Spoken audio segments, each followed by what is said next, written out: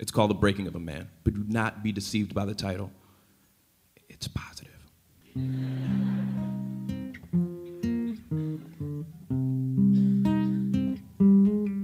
I know you've seen the breaking of a man. You've taken all you can, as if the house we made was laid across the sand. Oh Lord, penalties for suffering can seem so hard. Dreaming the days when everything's so dark. Tried to walk good, where does that road start? Show I, John, thought exercises sought out to advise and add on. I changed the thinking you so proudly had on. This mobilizing effort, it picks up from where the best of the best came and left it. The treasure of truth, I mix drinks within a booth. They can't be measured with youth. I break leaven with the seven and let whatever produce my past estrange the light. If change is right, you can say the judge killed me. Then I came to life, a newborn, like a neophyte. Fruitful love from the tree of life. This is the letter I don't need to write. Peace, Selah, bless the stars. If I don't breathe tonight, if I don't save you from yourself, maybe Jesus might. What I envision is better, steady, higher living. From this system, though some dudes might be dead already. I graduated from a school where the minds varied, to hold a burden known to those that only time carries. This cherry blossom, a martial artist, studied the chi, written on gossamer, tutored by philosophers demonstrably. I deconstruct the subpar and put them back together like the monsters be. How you want it, obvious or subconsciously? If every man has his price, who sponsors me? You should do more than just drink responsibly. You see, even in the mountains, Lord John was free. I know you've seen the breaking of a man. You've taken all you can, as if the house we made was laid across the sand. Oh Lord, penalties for suffering can seem so hard. Dreaming the days when everything's so dark. Tried to walk good, where does that road start? Show. As fate would have it, they would have me talking savage, like the average among us, and not confined to the youngest. I'm like the magical healer / masterful builder. I know the riddle of steel is in the hands of the wielder. They tried to shatter my leader, do bad to the breather, for living page 27 from the Bhagavad Gita. So when his time stopped, where he lay, read I'd rather be hated for what I am than loved for what I'm not. You can't subtract logic. I put tulips on his grave and waxed philosophic to the words he gave. Read my lips, it's a new day running. And it ain't coming cause it's here for the taking. This has been years in the making. I spent years in a station waiting to make this entrance. I'm here to free the world, young star. What's your intention? This is warfare, youngin'. The lightning is flashing now. Tune in and let's see what's happening now. One way or another, it's going down. I know you've seen the breaking of a man. You've taken all you can, as if the house we made was laid across the sand. Oh Lord, penalties for suffering can seem so hard. Dreaming the days when everything's so dark. Tried to walk good, where does that road start? Show.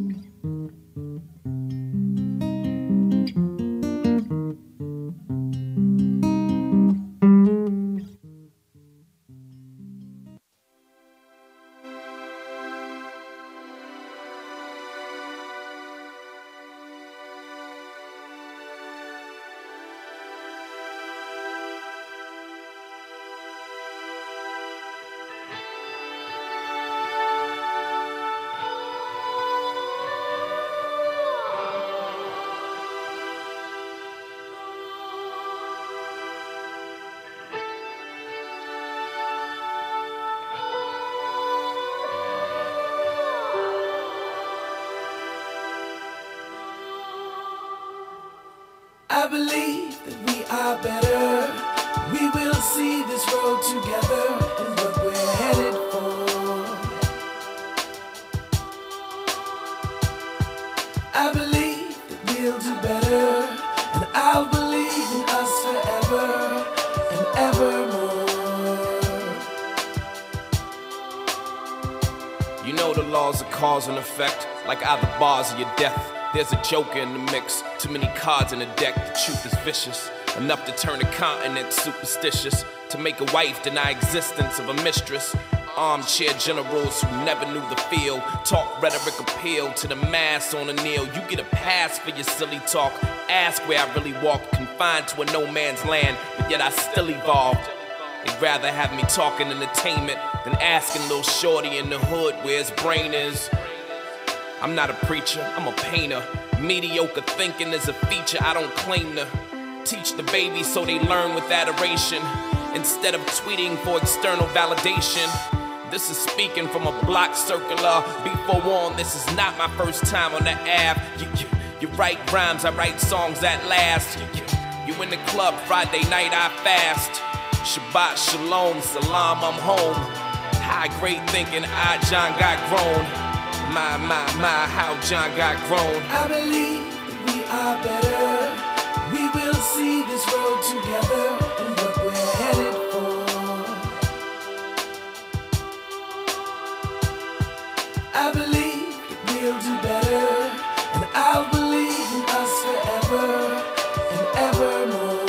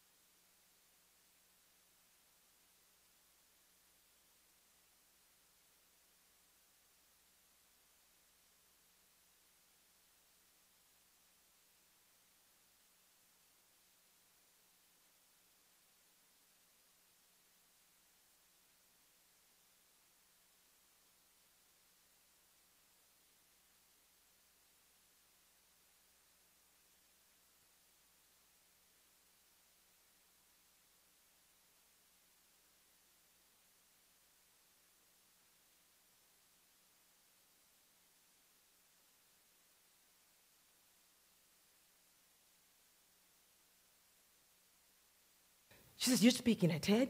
You're giving a TED Talk? Oh my God, I can't wait to tell all my friends that my mom's giving a TED Talk. Oh my God, do you know how important this really is, Mom? And I was like, now I do.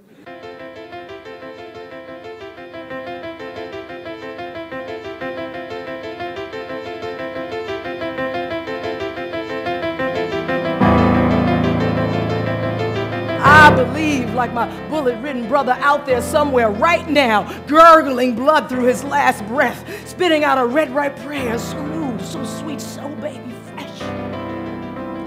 Now, newspapers and books printed in text and hard paper may have a limited shelf life, but words blinking on screens, uttered by voices, words seeping into minds, that's ascending. Nowadays, people just don't want or expect to merely consume and enjoy stories. They want to write their own. They want to share them with others. They expect to share them with others. The average heart surgeon might do 300 hearts a year. Dr. Devasetti's team performs 30 open heart surgeries a day. I followed a group of health workers who are working in the brothels of India, And a large portion of the sex workers at that time were infected. And so I asked these women, I said, why do you bring children into this world? Why do you have children? And their response was, because it is the only normal thing that we can do.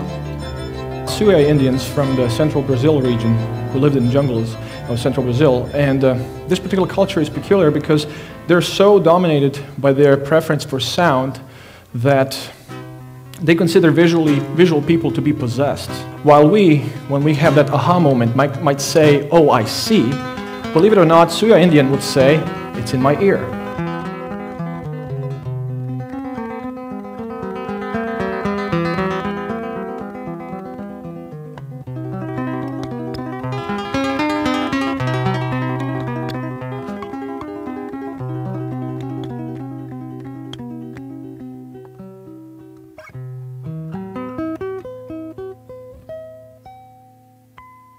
See, we live in a culture today that doesn't ask about the essence of pig. They simply ask, how can we grow it fatter, faster, bigger, cheaper? And so we have this very mechanistic, in our Greco-Roman Western reductionist, linear, fragmented, compartmentalized, disconnected, democratized, individualized, parts-oriented thought process. We never think about the whole. And I would suggest that a culture that views its animals and plants from that type of manipulative, arrogant, disrespectful attitude will also soon view its citizens the same way. It's unrealistic to have an expectation that a teacher is going to be able to deliver his or her lesson plan to a kid that is hungry or jacked up on sugar. We're making some history right here. This is going to be a model to feed their kids local, fresh food. The single most powerful tool there is to change the way a kid looks at food is to give them a seed and let them put that seed in the ground, and you watch that seed grow into something, tomato. And that kid plucks a cherry tomato from the vine that's still warm from the summer sun, and they plop that in their mouth, and the flavor explosion happens. That's a moment that forever changes the way they look at food. I just want to point out the whistle that I'm wearing, because it's a falling whistle. And it's a symbol of a story of children who are abducted in Congo and sent to the front lines of a war armed with only a whistle as a diversion tactic, so that when they blow these whistles, the first bullets fired claim these children. At some point, if we decide to look back, we are going to have to acknowledge that the history we lived and were a part of allowed genocide. And all I know is that I'm not okay with that, because there are solutions to stopping and preventing genocide. Now, I don't know much about Marvin 92 because he's not as interested in metadata as I am in Doug Emery. But these are some of his friends. My mission is to bring art and people together for enjoyment, discovery, and learning. And at this point, I think I've done it. Thank you very much.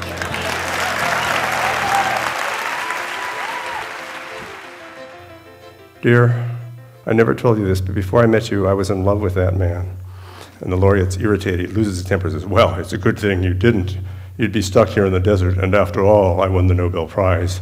And she glares at him and says, no, you don't understand. If I'd married him, he would have won the Nobel Prize. To the words he gave, read my lips, it's a new day running.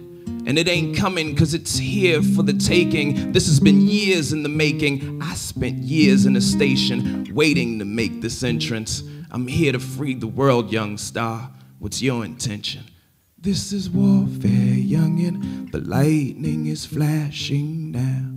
Tune in and let's see what's happening now.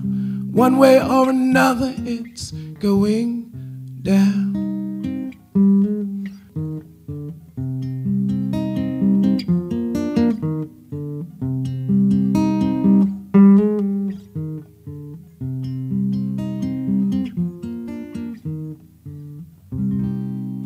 Thank you, TEDx.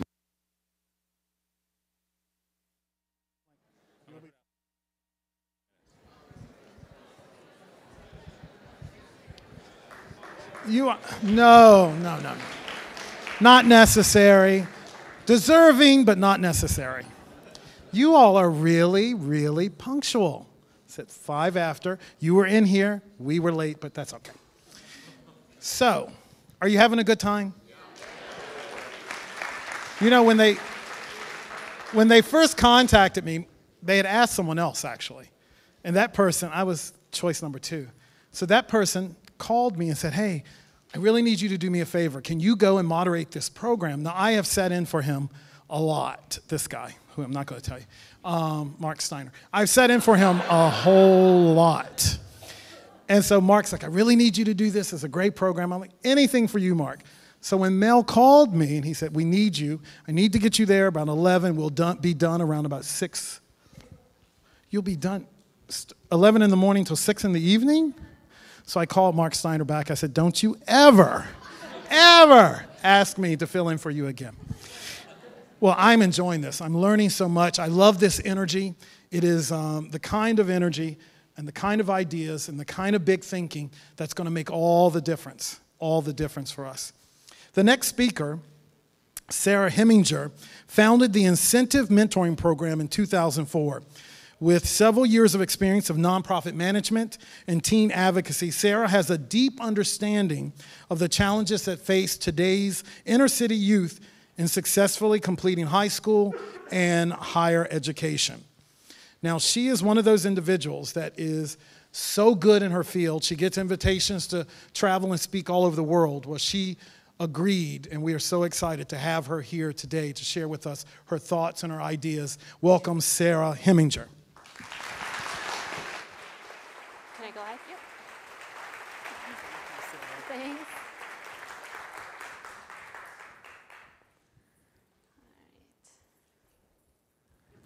Hi. So Mother Teresa once explained that often people mistake they think of poverty as something that has to do with being naked, hungry, and homeless. But what they don't understand is that the greatest poverty is really being unloved, unwanted, and uncared for. Have you ever felt alone? I'm sure that this is an emotion that every single one of us in this room has felt at some point in time.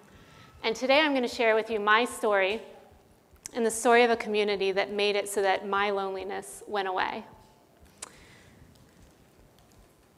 When I was an adolescent, I went to a church where the pastor was misusing church funds. My parents stood up against this, and when they did, my entire family was ostracized and shunned. While they tried to break our spirit and make us feel unloved and uncared for, my family unit remained very tight and even grew stronger in the midst of that adversity. Around the same time, my very good friend Ryan was going through some challenges of his own. His mother had been in a car accident, and she was temporarily disabled. Unable to work, she lost her job. Unable to have work, she lost their home. They moved from suburbia to Section 8 housing. She became depressed and addicted to the painkillers that she had been prescribed, and she began selling them, and selling everything from heroin to crack cocaine. Ryan's world was completely turned upside down.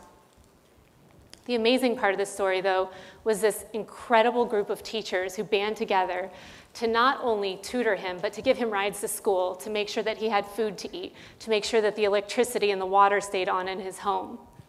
They provided that extended family that he so desperately needed at that time.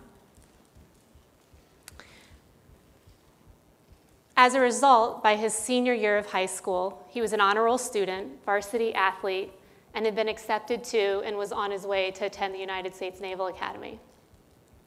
Many years later, when I was a graduate student at Hopkins, sitting in my newly decorated living room with my husband, Ryan, you know, that guy who had failed all of his classes and ended up going to the Naval Academy, I remember sitting there and feeling that we had done everything that we were supposed to do in terms of our career, our education, and we should have been happy. We should have felt very complete, but yet we felt incomplete and didn't understand what to do about it. It wasn't until I was driving to class one day and stopped at the corner of Caroline and Orleans, and it was like someone had removed the blinders for the very first time. I saw my community in a fundamentally different way. The Section 8 housing on one side of the street, the high school on the other, and then the beautiful Hopkins buildings that were coming and being risen up right in front of me. it dawned on me that there were probably other students at Dunbar that were much like Ryan and myself, where they weren't struggling because of a lack of intelligence or ability, but they were struggling because of circumstances that they couldn't control, as well as just being simply alone. It was then in 2004 that Ryan and I founded the Incentive Mentoring Program.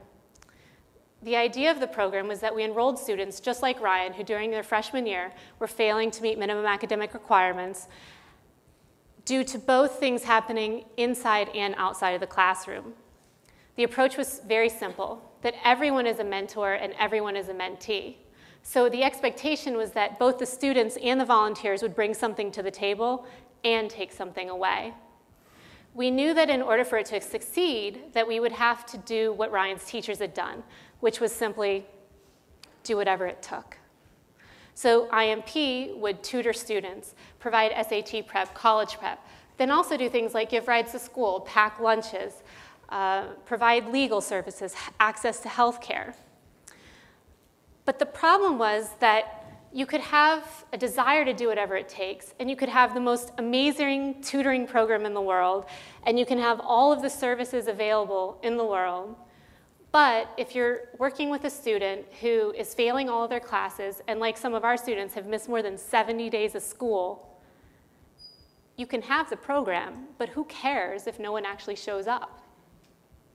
So if that were your cousin or your family member or your friend that was failing, that was really struggling, what would you do? Would you start a program? No. You would go and find them wherever they were at, and you would meet them there. And that's exactly what we do.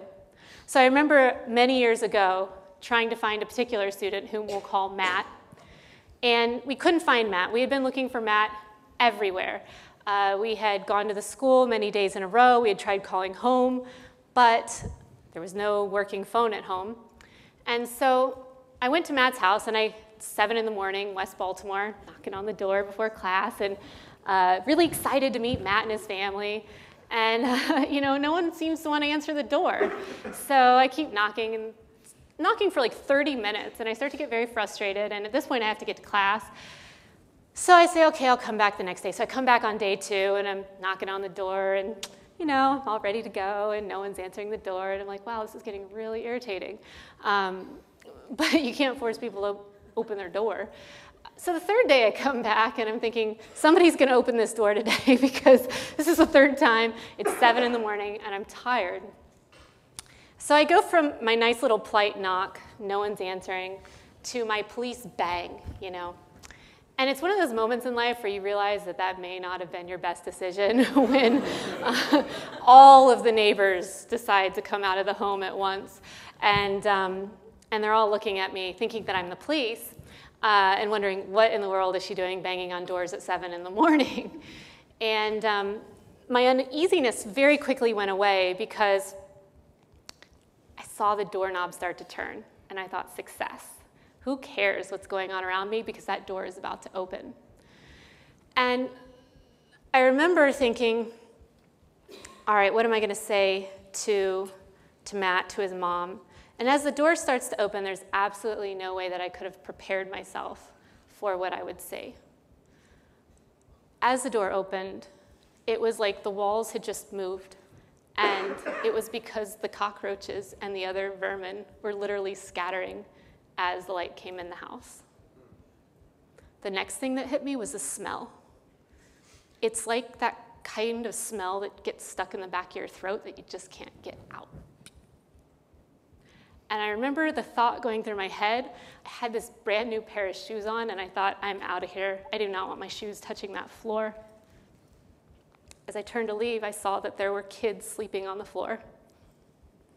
How awful. The floor that I thought I was too good to step on, there were kids sleeping on the floor. So I started to speak with his mom, started to speak with him, came to understand that they were caring for extended family, that there were 7 people living in a house that was meant for 3. There were food stamps being used for 7 people that were meant for 3. And the question is, you can have all the best intentions in the world of doing whatever it takes and working with students, but what do you do in that situation? How do you even begin to try and motivate someone to get up and come to school when they don't have clean clothes, when they're hungry?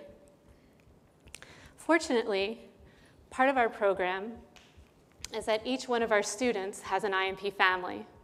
So Matt has up to 10 mentors that are there just to support him. And that family of volunteers is managed by a volunteer head of household. And that head of household ensures that all of the things that need to get done for that student get done. So what do? I called the head of household, and we decided, after speaking with the family members and with his mom and with him, that what we would do is just gut renovate his home.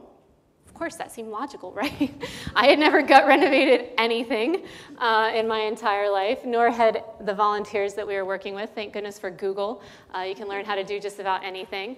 And so you have a bunch of volunteers heading over on a Saturday, traipsing in and out of the house, laying carpet, fixing walls, painting, bringing in furniture. And the incredible thing is that those same neighbors that had come out of the house to try and figure out what I was doing at 7 in the morning sat outside all day watching what was happening. And I can tell you, when we came to pick him up that next Monday for school, it took one knock, because there was this sense that not just Matt, his mom, us, the IMP family members had been through something, but that entire immediate neighborhood had gone through that experience together. The incredible thing, though, was as Matt began to grow and change, began to pass his classes, began to do better in school, it wasn't just Matt that was changing. I'm always reminded of a very interesting interaction that I had the first time that one of Matt's volunteer mentors, Arash had recently moved to Baltimore from the Middle East to do his PhD. And I remember the first time I saw them interact, so I went over to a computer lab where they were tutoring, and all of a sudden I hear loud noises as I'm approaching the computer lab, and I see, oh, that doesn't sound good. And I get there, and there's Matt, about 6'4", towering over Arash, about 5'8". They're yelling at each other in different languages. And I think, oh, this can be good. Security is going to be on its way very soon. I need to get this to calm down. And, Arash was telling me how he's never going to work with Matt ever again. And this kid's disrespectful. And Matt's telling me, oh, I'm never going to work with Arash again. He doesn't understand me. He just can't get it, I had to sit them down and explain family's family. You don't get to give family members back, although many of us would love to, I'm sure, at times. That's just not an option, and it's not an option in IMP either. So the incredible thing is they began to get to know each other.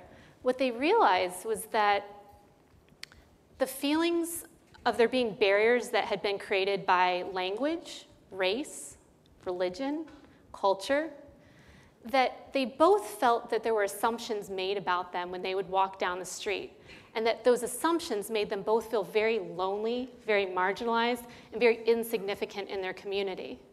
And it's that loneliness that became the root of their great friendship. And even now, as Arash is back in the Middle East, he'll call Matt on his birthday or on a Sunday afternoon just to see how he's doing, because that relationship transcended any programming. It was family. So as things began to progress, we said, well, how can we possibly extend this, right? And there became a mathematical problem, basically, which is, you can see, if you have a family of volunteers for every student, let's say you enroll 16 students in a given cohort, that means you have 16 heads of household for that cohort too. And that means you have 16 people reporting to a site director. Okay, so if you have 16 people reporting to a site director, now you enroll the second cohort, and that's 32. Now you enroll the third cohort, that's 48. The challenge is that we have students stay in our program for 7 years. So for the remainder of high school and 4 years following graduation. So at full capacity, you would have 112 heads of household reporting to one site director. We all know that that's a recipe for disaster. So we sat down and we said, well, we really want to be able to enroll as many students and volunteers as possible so that they could share in these experiences. But how do we do that in a way that's sustainable? And so the volunteers, the students, we all got together and we realized that what we should do is create an IMP house. So the IMP house takes a family, a student, and that head of household from one cohort and puts it in a house with families from other cohorts. So what this does is it creates an opportunity for vertical peer-to-peer mentoring. So you have a senior in college talking to a freshman in high school, both from the same neighborhood, both maybe that senior in college had been going through things that are very similar to that freshman in high school, but now in the house structure, they're actually able to relate to one another. Same thing, you might have a volunteer who's trying to work with a freshman student who stood them up 10 times, but they can talk to the volunteer who's working with the kid that's about to graduate from college and see that, okay, this will work, there is hope. And then this house is managed by a grandparent. So the grandparent oversees the heads of household oversee the family members, and those grandparents report to the site director. So it creates an actual structure with which to take something that is often very mushy and fluid, which is mentoring, and give it structure so that it's sustainable, while still keeping that beautiful part of the mushiness, which is those interacting with the student, intact. What we realized, though, is that while you might have these wonderful autonomous houses, so there's like 30 or 40 people, what that does is it creates this beautiful sense of being small while we grow. It doesn't account for the fact that you could have a student in a house that's being evicted, but a grandparent, heads of household, and family members that have never been evicted or had a student that has been evicted. So what we did was we created another level of support, which is our directors. So we have programs and services that are managed by, again, volunteer directors, so director of college and career planning, director of life skills, director of legal affairs. So if a student's being evicted, that house member can go and talk to the director of legal affairs and get advice about how to actually manage that process, manage the eviction, and ensure that the family's home life is stable. Importantly, this also creates access. So you may have, for instance, a lawyer who would really like to provide pro bono legal services to a student and their family, but what they don't want to do is necessarily drive into Cherry Hill and knock on doors and say, hey, does anyone need legal services, right? They might be looking for a more professional interaction, but this is an incredibly valuable resource, and the question is, how do we connect the dots? How do we connect that lawyer that might really want to work with a student with the student and their family? So this director of legal affairs provides this very important connection where they're interfacing with this pro bono lawyer out here in the community, and then bringing that person in as a resource to the student and their family, and creating access in both directions, for the lawyer to the student and for the student to the lawyer. So what does this give us? Well, this gives us neighborhoods. So to date, we currently have 79 students enrolled in our program, over 400 volunteers, and we have this at 2 sites, both at the Dunbar and Hopkins East Baltimore site, as well as Ace High School and Hopkins Homewood. What we've seen is that as we've had multiple sites, we're seeing that there's an important cross-pollination occurring. So you have students from Hopkins Homewood talking to grad students at Hopkins East Baltimore that had never met. You have students that may have grown up in the same neighborhood, say in West Baltimore, but that one attends Ace, one attends Dunbar, that had never met, that now through their IMP families are having those discussions about their future, having the discussions about the possibilities. And so what's happened is we've created a larger community where people can have support and have a family. So this is the IMP program model. We center things around the student. We provide them with a family of volunteers that then interacts in a house. That house has other buildings, other program services, and resources that are provided to them that then serve to connect with the community. Now, one of the critical things about this is that over the years, you say, well, what are the outcomes? Everyone wants to know the outcomes. And our outcomes are as follows. So in the last 7 years, we have retained 100% of the students that have entered our program. So we've never lost a student because we don't allow it.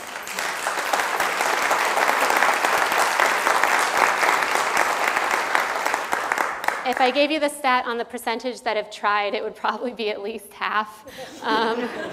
It's a good thing that we're good at pursuing. 2, 97% of our students have graduated from high school. 97% have been accepted to college. 94% have matriculated to college. And 90% of our volunteers have stayed with the program for at least 1 year.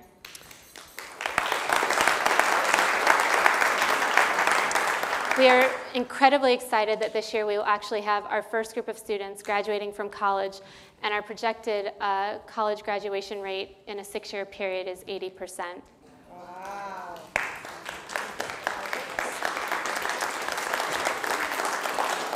So very quickly, just because I'm out of time now and probably going to get yanked off the stage, is that just some quick points. So one of the critical things is that this has happened very organically, okay? It's been founded on a core. I was by myself. I was with my husband and I was by myself. Then I started with a core group of friends. It started as friends, right? And we built on that core to now what is an extremely large family. But it was founded in the close relationship of those friends and of the relationships that were very honest and upfront, and that allowed us to kind of build the program. And so I think the key to these things is having the right core students, core volunteers, core people that are motivated and really plugged in and committed to the program. Couple things I've learned in terms of how to create that core and maintain it. First, a lot of times people will say, see the forest for the trees. I challenge you not to just see the trees, but to actually see the branch. A lot of times you want to see this big picture, affect this large amount of change, but the devil's in the details. You have to understand how to solve the little problems, because it's in failing to solve those little problems that you'll have the conversations that create that core strength between the individuals trying to do it together. 2, you got to be scrappy. You have to get your hands dirty. If you're not willing to drive to a kid's house, no one else is going to do it. In being scrappy and doing it yourself and getting in the trenches with people, you recreate what is normal. So now it's normal for a grad student to drive and pick a kid up for school and drive them to school and pack their lunch. Why? Because no one told them it wasn't normal. 3, you have to rethink wealth. Often we have this mentality of thinking that, oh, if we just had more money, and this is not just in mentoring, this is in any venture. You know, you're starting a company, you're starting a nonprofit. If we just had more money and supplies, everything would be easier.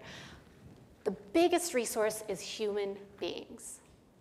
Rethink wealth. Look at what's around you and think about how you can utilize the things you have instead of focusing on the things you don't have.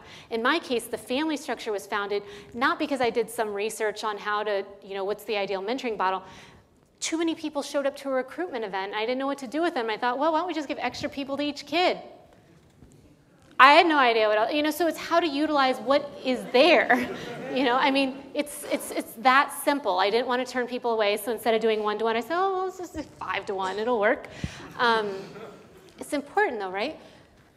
Every person matters. So creating a culture that's bottom up, the director positions, all of those director positions, not a single one was created by me. They were created by people coming to me saying, we're not doing a good enough job at providing support, not just for the students, but for the volunteers doing the hard work. How can we do a better job at doing that? I said, I don't know, why don't you tell me? And then all of a sudden, they are creating things. You want to get that snowball effect where it's not just your ideas, and it's not just you executing, because ideas are great, but you got to execute. You got to get people to come along and execute with you. So how are you going to do that? It's treating every person as though they matter. Right? I could have said to Arash, oh, well, okay, well, why don't you just drop out? We'll get a mentor who seems to understand what we're doing here. You clearly don't get it. I could have easily done that. We had 9 other people. But that, every single person matters, right? In creating that culture and that sense of belonging. And lastly, never let up. You just have to keep hitting it, hitting it, hitting it, hitting it. Go to the house 1 time, go to the house 2 times, go to the house 3 times. There's nothing magical about this. It's just good old-fashioned hard work and being persistent over and over and over again. I'll leave you with one last quick thought. So last night I was watching reruns of Cheers with my husband. And thinking about what it really meant to have started off 7 years ago, just so feeling alone, and how critical those first few people that came on board were, those students, and just how important building that core really is to creating something that can be sustained and then replicated. And they had Coach talking to Diane Chambers, and I'll leave you with just what Coach said. Coach said, loneliness is a wonderful thing to share with someone. Thank you.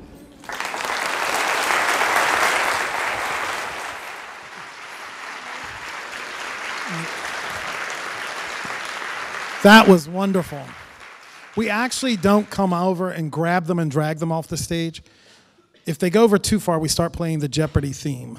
And so they start to know that they've ran out of time. Our next speaker is Reverend Dr. Dick Krebs.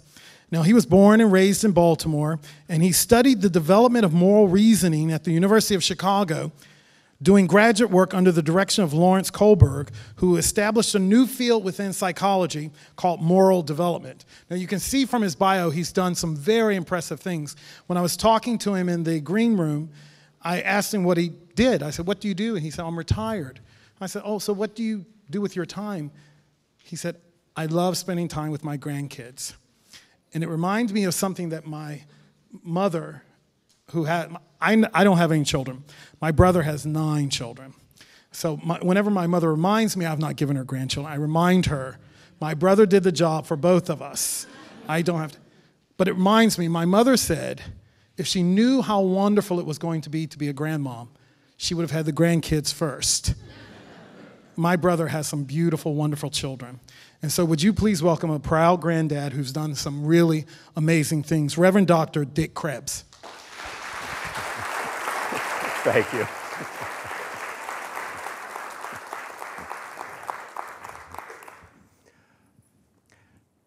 Attica, New York, Atlanta, Georgia,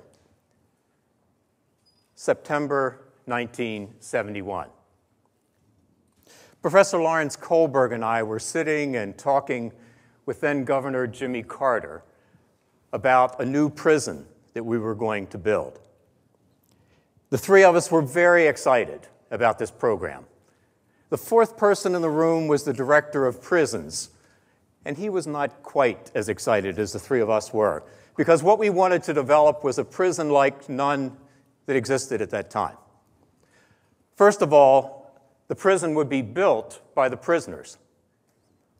It was going to be constructed on the shores of a large man-made lake north of Atlanta, Georgia. After the prisoners constructed their prison and moved in, the plan was then for them to do forestry work in the area around the prison. When they completed trails, picnic tables, camping areas, they'd take down the prison, move it again to another area of the lake, and continue to work their way around the lake until the whole state park was completed.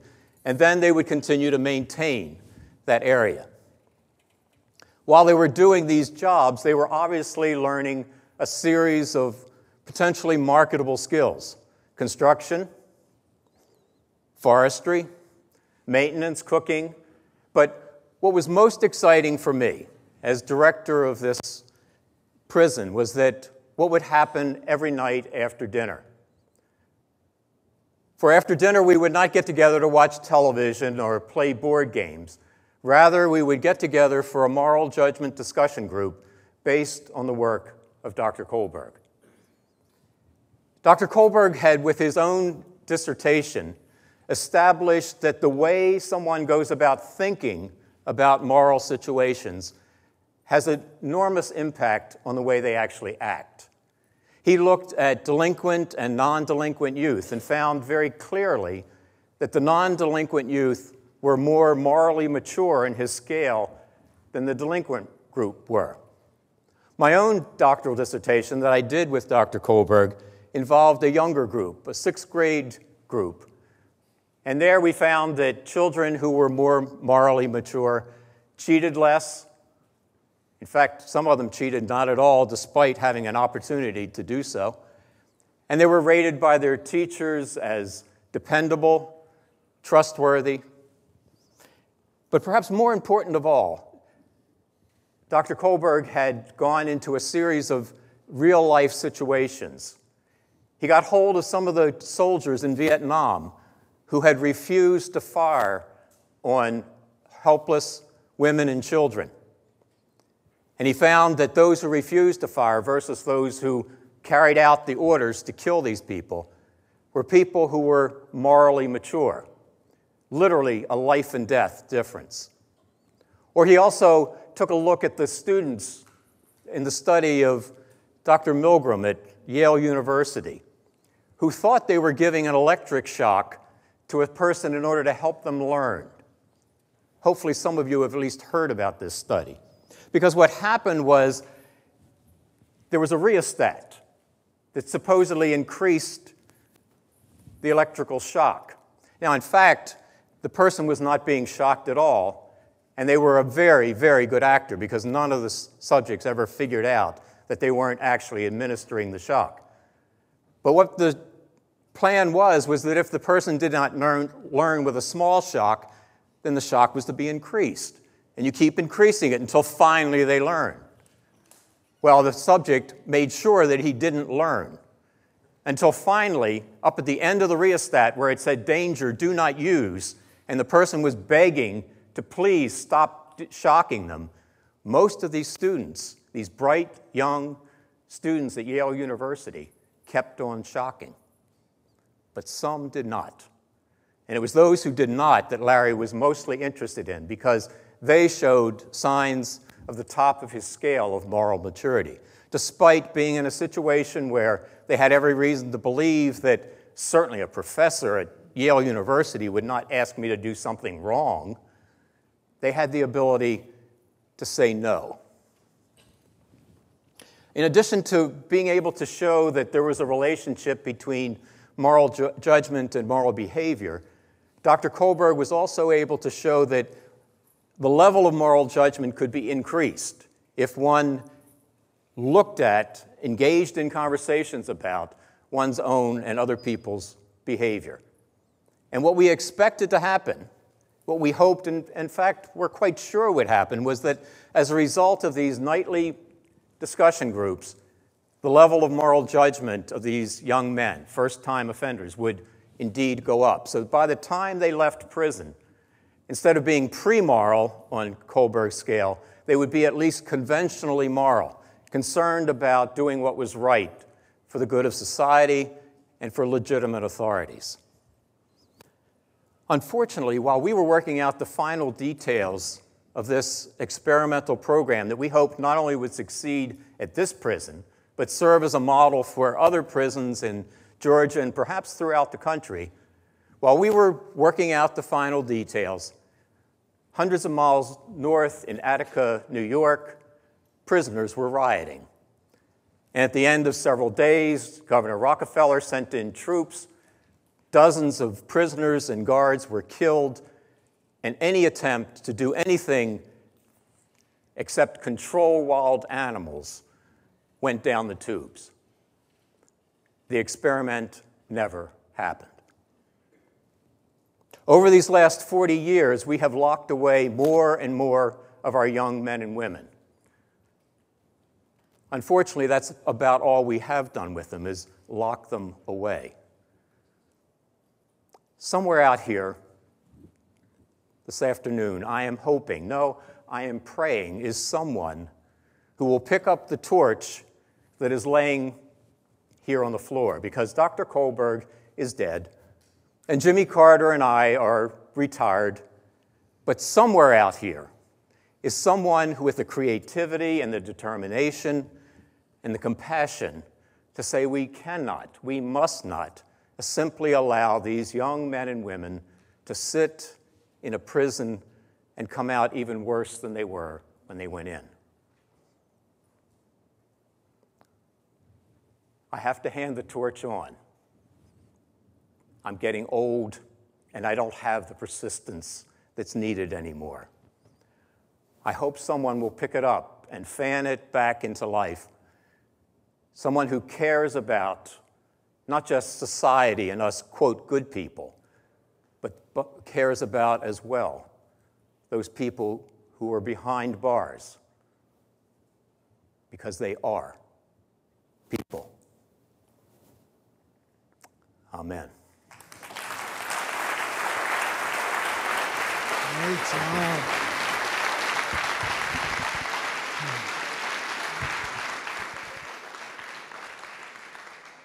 Our next speaker is Dr. Sonia Brookins Santelises. Now, I am very cynical about bureaucrats, and it comes from many years being a bureaucrat. Dr. Santelises is the Chief Academic Officer for the Baltimore City Public Schools. Since her appointment, Dr. Santelises has focused on setting academic priorities for city schools to boost the achievement of students across all schools. I have been wondering for a very long time. We've had a succession of CEOs of our public school system, and each of them seem to have one failure after the other. Then we have Dr. Alonso, and our school system, though still terribly troubled, seems to really be turning the corner. And I couldn't figure out, because I've met him several times, so I couldn't figure out, how are we being so successful? I've met him. And then it dawned on me when I attended a conference, and one of the speakers was Dr. Santelises. She blew us away with not only her understanding of how to educate children, but she has a love and a passion for children. Would you welcome the Chief Academic Officer of the Baltimore City Public Schools, Dr. Sonia Santelises.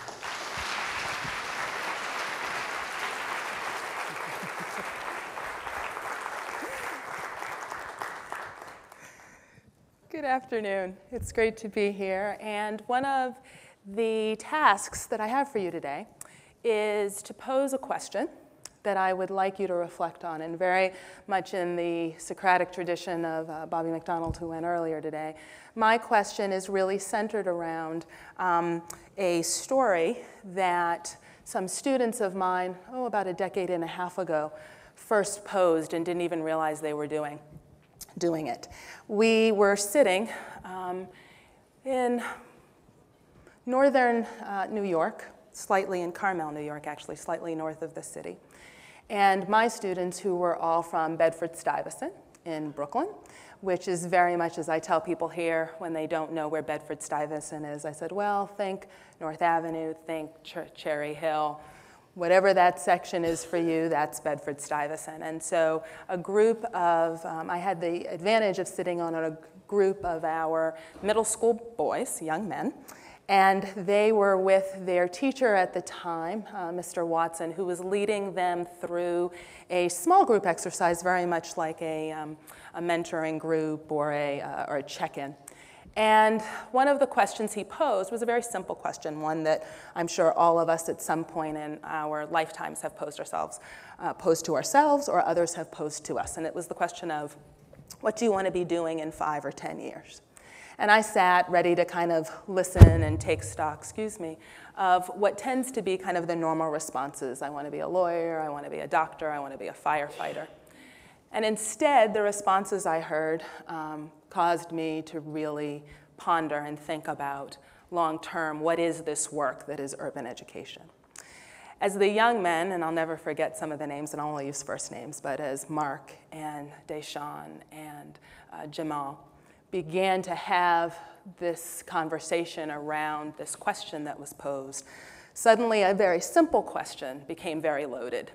Their answers were, well, how far in the future do you want me to go? Seemingly a simple question, but when the response was, well, try 10 years. Well, I'm not sure I'm going to be here in 10 years, so can I do 3 years? And then goes on, then Mark and some of his colleagues go on to then describe, well, okay, in addition to knowing how long, right, what exactly do you want me to talk about? Do you want me to talk about the good stuff, right, the stuff that you want to hear me say I want to do, or the stuff that I really think I'll be able to do, right?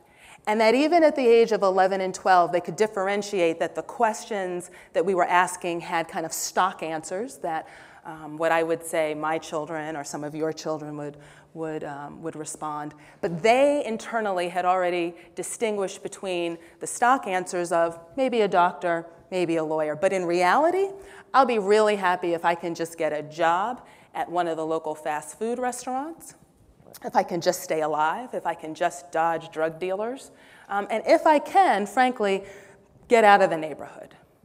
And so as I sat and listened, one of the questions that stayed with me, not only from that time almost a decade and a half ago to now, is this question of leadership. Is it up? Nope, guess it's not up, so I'm not going to worry about it. So this question that I pose to you is one of, what is the role of urban schooling? And are we really about the business of creating leaders, growing leaders, or are we just in the business of helping a group of young people keep their noses clean so that they stay off of our lawns, that they don't break into our cars, and they generally just leave us alone? Because this question, fundamentally, I would argue, is the question that we're faced with now. So when I walk into classrooms in Baltimore with this frame, I see education that answers this question two ways for young people. In far too many of our classrooms still, the question is answered, I just want you to keep your nose clean. We ask kids to come in, we ask them to file silently, we ask them to sit and be quiet, we ask them to fill out rote worksheets, we ask them to not cause too much commotion, and whatever you do, please stay quiet. And in other rooms, in other classrooms, where teachers push against the tide that says, just educate kids to help make our lives less troublesome, what you see is what I would call education for leadership. And that fundamentally is the question, because what I submit to you is that, frankly, where our society is today and the questions that we are faced with, we do not have enough leaders being generated from the traditional places that we look for leadership. We don't have enough leaders being educated in places like the Park School or my alma mater, Brown University. We don't have enough leaders coming from there. We like to think that we do, but we don't. And so fundamentally, the question that I have posed to every leader in the city of Baltimore who leads a school is, will you lead educationally in a way that also produces leaders? So part of that question we answer with this question of, what then does our education need to look like, and what are the first steps in getting there? And we have identified 3 steps. And I pose these not as the recipe, not as the answer to everything, but merely the portals through which we ask ourselves the questions that will eventually make sure that every young person in Baltimore and across urban centers, and in urban centers across the country, right, actually have experiences that say to them, we want you to lead. The first of that is this question of rigor. What do we mean by rigor? Right? Is it a simple definition? Is it more? One of my favorite examples is a teacher back in Boston, where I was previous to coming to Baltimore, said to me when I asked about this question of rigor, she said, oh, well, when we talked about rigor the first time, I just kind of figured you meant we needed to do more, give more homework problems. Right? I figured what you meant was we were only giving them 5 and we probably needed to give them 15. To which I answered, actually, I want you to ask yourself, what is rigor? And part of this question of rigor is really centered in the idea of complex analysis, of questioning, of pushing, of when are we asking students to create, when are we asking them to question, and question not in just theoretical ways, because one of the things that I tell people is that urban kids are some of the smartest kids I've ever met. And they can ask the questions and they can analyze in very much the same way that that first group of young boys back in Bedford-Stuyvesant knew exactly how to differentiate between what the adults wanted to hear and what their reality was. The challenge is the skills and the access, right, to what we would call the mainstream or the commodity of exchange within academia. So they are more than insightful, and in fact, in some ways, because of all that many of them have seen and experienced, are probably better at analyzing people than I am. But because there are gaps in what we have asked them to do, they do not navigate as sufficiently or proficiently as they should what we all know to be the commodity of exchange in academia. their ability to analyze text, their ability to construct and problem solve within true content, to apply a lot of those same skills that keep many of them alive to a study of history, a study of biology or chemistry. And so this question of rigor as we push is not one that says more, but one that says, what are the questions that we are supposed to be asking? And what's very interesting to me is that when I have conversations with educators or my neighbors about this idea of rigor, when it is our own children, we are very clear about what we want the end to look like. But somehow, in the words of Lisa Delpit over 20 years ago, when it's other people's children, the answer becomes diluted. So I pose for you the same question I've posed for every principal in Baltimore City and every teacher in Baltimore City. How does your definition of rigor match up to true access and to truly seeing other people's children as the leaders that you expect our own children to be? Second, engagement. And this is a fun one. Because oftentimes when you talk about engagement, people will say, well, you know, are the kids awake? Are they happy? Are they smiling? But my definition of engagement, what I posit to you is really the engagement of leaders, right? Young people who will go on and actually make important change. That definition of engagement is much more about ownership. Do I own my own learning? Can I talk about? Can I twist? Can I bend? Can I take apart? Can I put back together and reconstruct in a way that signals that I own this? This is not just about, right, me giving you something back. And what's interesting is, when you talk again to students, and I had a classroom visit, and I won't say which school, I had a classroom visit a couple of weeks ago, where I sat down, and one of my favorite things to do is to shush teachers off and say, because they always run up and say, let me just tell you what we're doing. And I said, you don't have to tell me what you're doing. It's okay, you go back to doing what you're doing. The kids will tell me what you're doing. So I had a conversation with one young lady, she was a 5th grader, and I asked her, I said, so, you know, what are you doing today? Well, you know, we're going through these problems. These, you know, they were doing decimals. And I said, so you're multiplying, you know, double-digit decimals. You know, what's up with that?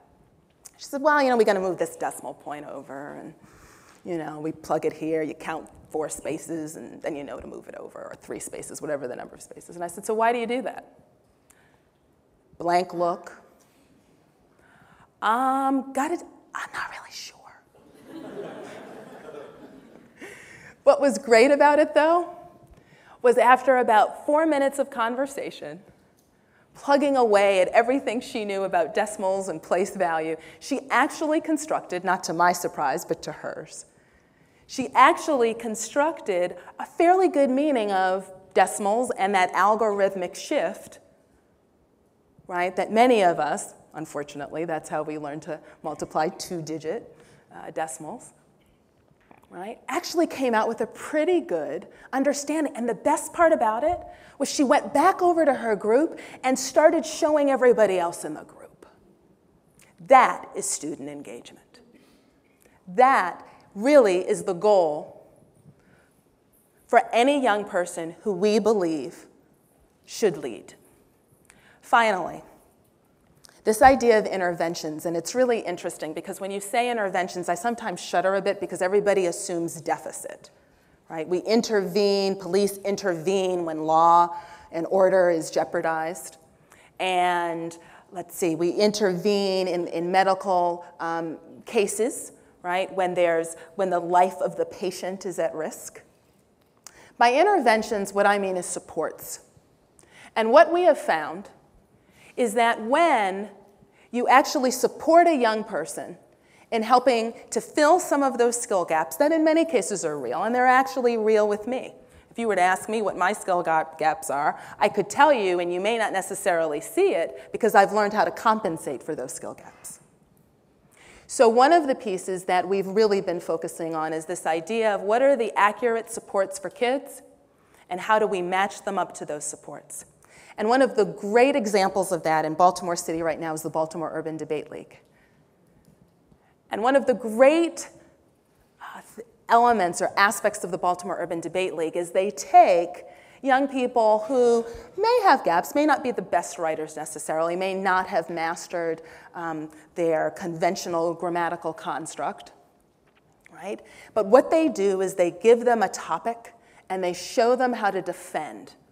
And what's really interesting is when you watch a lot of these young people, they are turned on not because the topic is directly related to them. It's one of the defaults in urban ed, right? We feel like unless we give examples that the kids run into every single day, they can't make the jump. And one of the things about Baltimore Urban Debate League is they start kids there, but then by the end, they're making arguments and presentations around things like the use of mines in war, right? And certain military operations, and the use of biogenetics and what that looks like in real everyday situations. And part of why I love watching young people who are part of Baltimore Urban Debate League is because it's clear that their intervention was not one of remediation, of not drill, of not giving them worksheets, but it was one that says, I have high expectations for you. I believe you are capable of this. And now let me frame for you what true academic exchange looks like and give you the skills along the way to engage in it. So what I will say now, as a way of ending and transitioning, is this. The question we have before us, not only as urban educators, but as members of society in general, is what kind of education do we really believe should be in place for young urban children and youth? I argue that it is an education that develops leaders. Because quite simply, we don't have enough. But beyond that, I would say, part of why we need urban education to be more than just the holding pens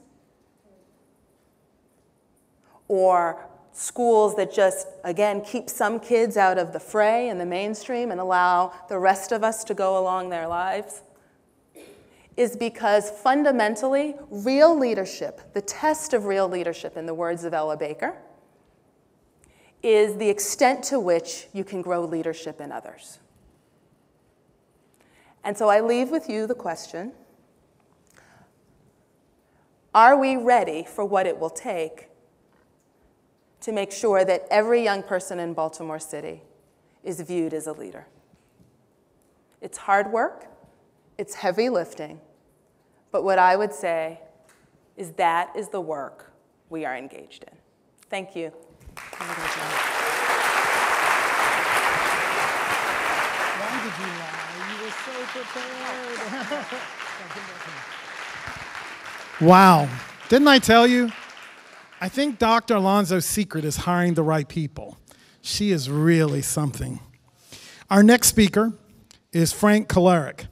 Now, Frank is the president and founder of the League of Dreams, which is a national organization whose mission is to provide baseball, softball, and volunteer outreach opportunities for all individuals, regardless of their physical or mental challenges. When you see him, you will instantly know he is in sports. For some reason, when I saw him, he looks like a coach who will call you out, maybe not nice all the time, but by the time he's done with you, he will have built a real quality individual. Would you welcome our next speaker, Frank Kolarek? Thank you. Thanks. Well, this has nothing to do with your behavior. It has nothing to do with, but I've been here since 10 o'clock this morning. I'm just moved by the team of people that have come up here time and time again. And I changed my notes 20 times. I made a commitment about 35 minutes ago. I'm going to run with what I have. And I found myself back in the waiting room on deck. And next thing you know, I was writing more notes, just because you want to do a good job. So I looked on the shelf, and there was this bat. I can't make this up. Here was the bat.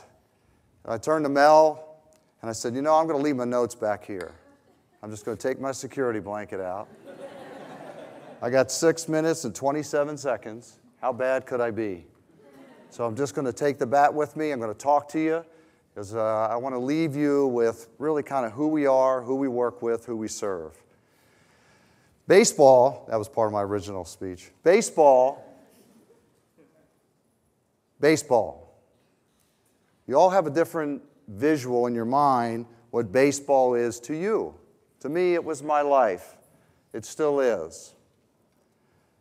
But baseball, to each of us, means something different. If we have success with it, we're going to enjoy it, we're going to want more of it, and actually it's what we want to do kind of all the time. We find our baseball buddies. If you're not that good at it, you don't want any parts of it. You don't want to be around it. You were the kid that struck out. You were the one that had to go back and face not only your teammates, but your coach, and then above all, your parents, that you didn't succeed. So what we're going to do for the first part here is, now that no matter what diversity we come from today, no matter what your background, you know baseball. Good or bad, you've seen it, you've played it, you've tried it, you failed or succeeded with it. So you know it. So you get the bat. What we're going to do here for the first minute and a half, I'm going to ask you, we're going to play a quick presentation, but the first part of the presentation, about 20 seconds or so, I want you to close your eyes. And this is to make sure you wake up. I want you to close your eyes and see what you see with your eyes closed. See that baseball game with your eyes closed. And about 25 seconds or so into it, what I'm going to ask you to do is open your eyes and tell me what you see. So whenever you're ready upstairs, close your eyes.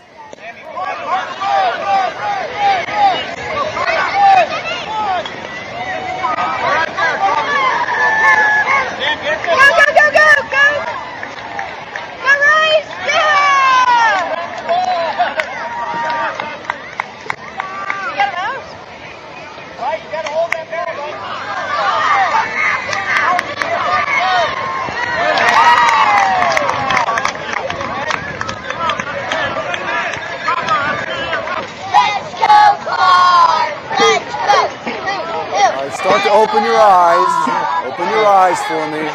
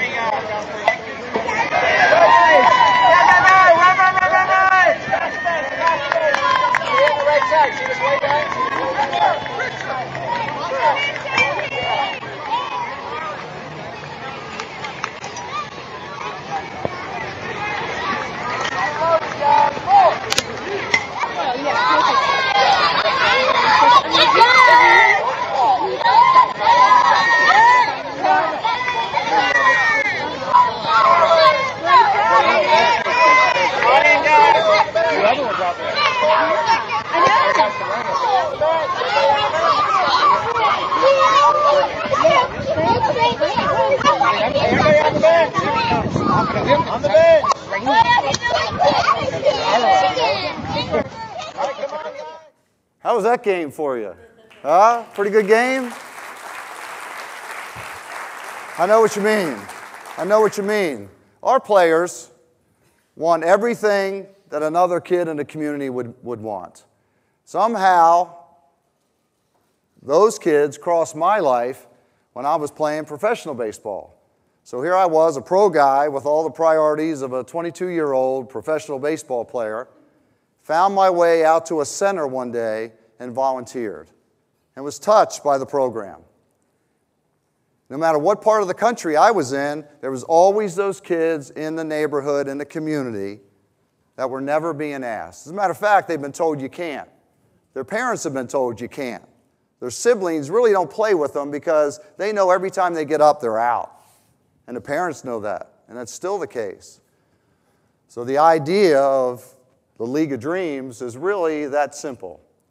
It came from experiences I had, to later on in life wanted to take a chance and try to develop a program that addressed what I saw were kids that loved the game of baseball like me, like my buddies.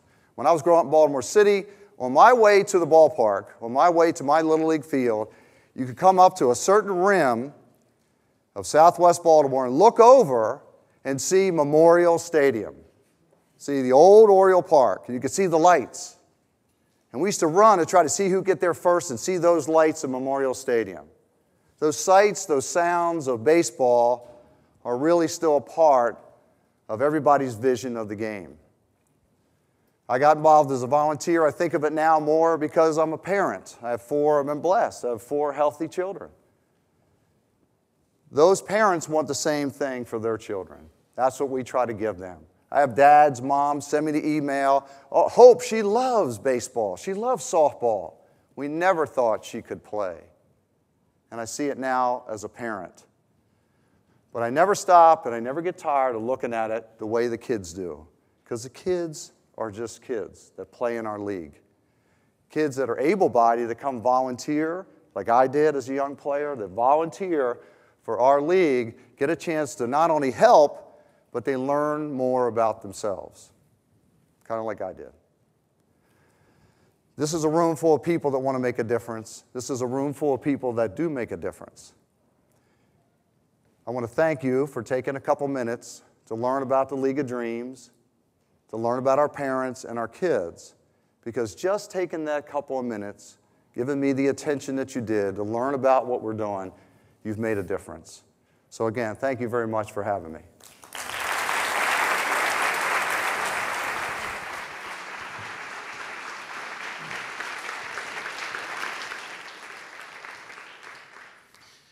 This is an amazing mix of technology, education, our children, our youth.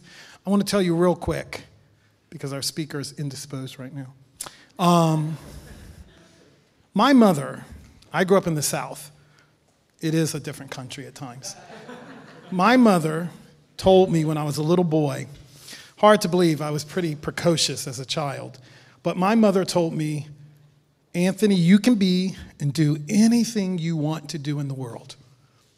She didn't have to tell me 2, 3, 4 times. She told me one time. She took the time to drill it in me, and I believed it the very first time.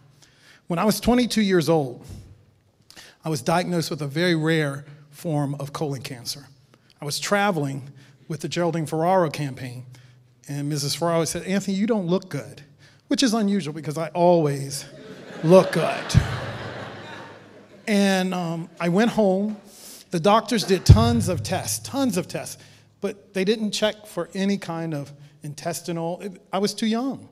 By the time they discovered it, I was in really bad shape. If you can imagine, I weighed about 110 pounds because of the cancer. I didn't tell my mother because my mother and I are very, very close, so I thought I can do this on my own, but I didn't tell her. One day she came to pick me up for lunch, and I got sick on the way to have lunch with her. And so she said, you better tell me what's going on. So I told her. In the next couple of days, I went for a treatment, and I was so sick at the treatment, they admitted me to the hospital. And it was weird because I had just told my mother how sick I was. Well, that day, the doctors called my mother and told her she should come to the hospital because I wasn't going to live through the night. And my mother came. I heard her and the doctor going back and forth. And he's like, look, lady, I hate to tell you in such frank terms, but your son is losing. He's not going to make it through the night. Call his dad, get your relatives here. You do have time to say goodbye. She said, well, doctor, you've done all that you can do. Now let me do what I know to do. And my mother came in to the hospital room, and with tears in her eyes, and I hate disappointing my mother, and I was disappointing her big time. She came over, and only, fathers are awesome, but only a mother, she leaned over and whispered in my ear, if you're too tired to keep fighting, if you can't fight anymore, it's okay to go. And I couldn't talk. I had all these blisters in my mouth and the radiation and the chemo. And so she kept talking, and she said, but remember when you were a little boy, I told you that you can do anything. And she said, you can beat this cancer. And she couldn't talk. She got emotional, and all she could do was touch my face and wipe the tears away and hum Amazing Grace. And you know the end of that story, because not only am I more than 110 pounds now, but I'm a survivor. And so tell your kids, tell your friends, tell children that aren't even your children. They really can do anything. We just need to take the time to tell them they are superheroes. So make sure you do that. Thank you.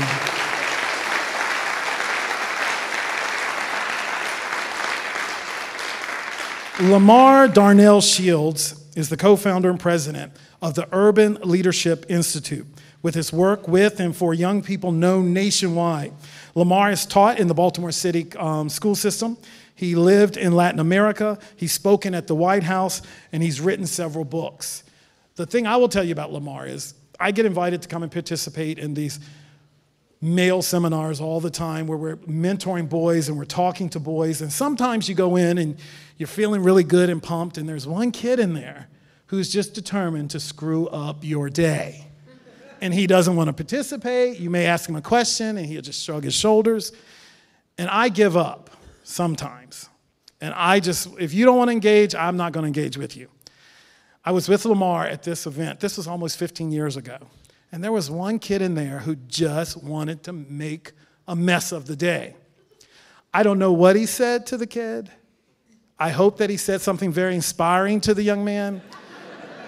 But he took him out in the hall, and he may have said something else to him, like, if you don't pull this off, you won't be going back in that room. But that young man came back in the room after just a few minutes with Lamar Shields, and he became one of the best participants of that day. He has a way with young people that doesn't let them off the hook and has very high expectations of them. Would you welcome the co-founder of the Urban Leadership Institute, Lamar Darnell Shields.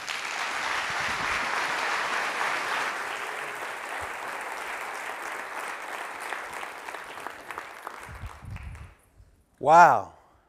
I really think Anthony was talking about me. I was that little boy who I had to really go out to talk to myself. How many of you guys have heard this phrase, don't judge a book by its cover? Okay. If you're anything like me, you've heard this thousands of times, millions of times. As a little boy, shiny forehead, Mama got me clean, Catholic school boy growing up on the south side of Chicago. I thought about this over and over again. Why do we judge one another? While many of you guys are sitting out there looking at me, you may be judging me now. You don't like my vest, may not like my shoes, but while you're sitting next to someone, they may be judging you also. So just look around and just say, don't judge me. No, say it with some emotion. Don't judge me. See, some of you guys are afraid. Don't judge me. Okay. And in this world that we live in, we have enough judges to go around. We got Judge Judy screaming all the time. We got Judge Thurgood Marshall, the first African-American judge on the Supreme Court. We have the judge. Then we have a good friend of mine from Detroit, Judge Greg Mathis. But there's one judge that I'm really afraid of. This judge.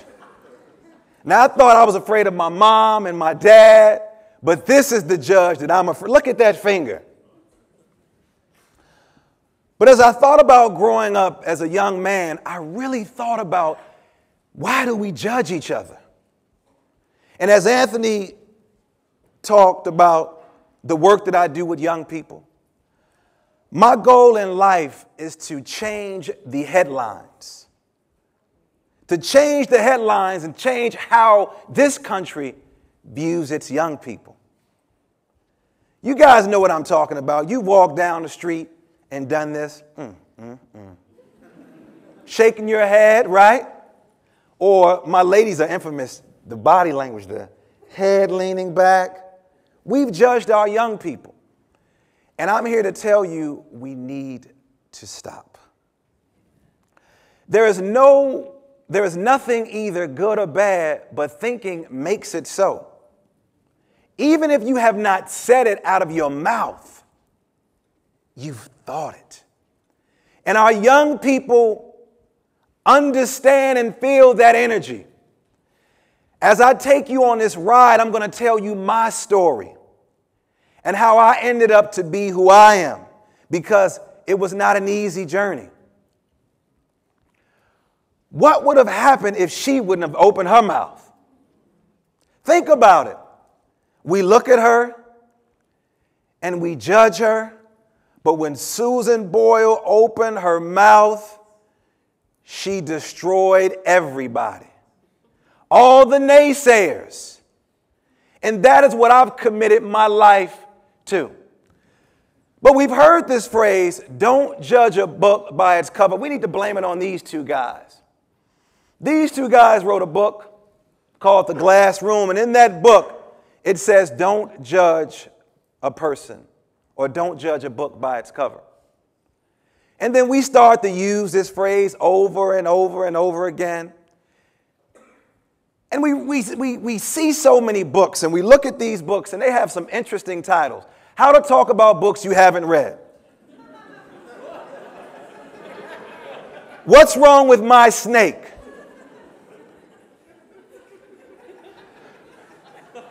Dirty minds out there.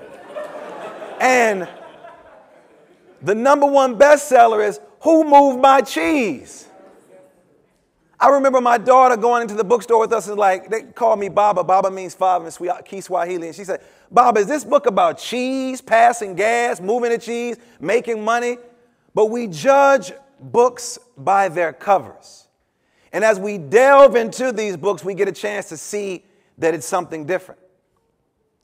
And I'm speaking from experience, because in 1998, as I entered my classroom, De La Salle Institute on the south side of Chicago, and I walked into the classroom excited to learn, or pretending like I wanted to learn, and I sat down, and Senior Hogan sat down also, and he says, ¿Dónde está mi tarea? ¿Por qué no tiene la tarea? And I looked at Diego Dos, he called me Leonardo, and I looked at Diego Dos, my buddy Kendall, and with his face, and he says, hey man, he want to know where's your homework. And he said it again as if speaking louder meant that I had my homework. In Spanish, he yelled, where is your homework? And then he came over to me and stood over me and said, ¿Por qué está en la escuela? Why are you here? And I remember this is the man that was supposed to help shape me to be a man.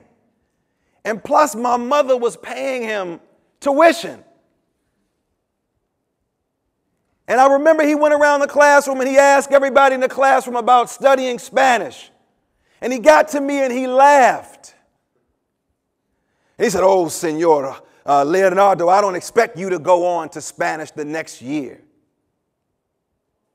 And all I could think about was when Malcolm Little, who became Malcolm X, and sat in that classroom in Omaha, Nebraska, and they asked him and his friends, what did he want to become? And Malcolm stood up and excited like I did and says, I want to become a lawyer. And his teacher says, black men. And of course, he didn't say black men. Don't become lawyers. Use your hands. And as a boy, proud from the south side of Chicago, I was so upset when Senor Hogan said these things about me and made me feel small, the man that was supposed to build and shape me. This is what education is about. When you look at the word, it comes from a Latin word, educre, which means to pull out. Maybe he didn't see what was inside of me. And I took that with me all the way to college, and I couldn't believe that what he said to me made me stronger. And if you judge people, you have no time to love them, Mother Teresa said. But I took what Senor Hogan said to me to college, and I climbed the pyramids of Teotihuacan. And I learned Spanish. And I became a Spanish teacher.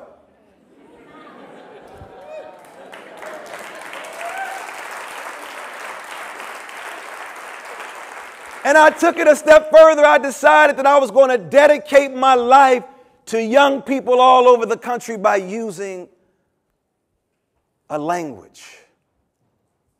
And then I said, this man tried to kill my spirit. So let me take it a little further. When I started teaching here in Baltimore, at Baltimore City College High School, 9 months prior to graduating from college, I get a call from my supervisor and said, Lamar, do you want to take a group of kids to Mexico?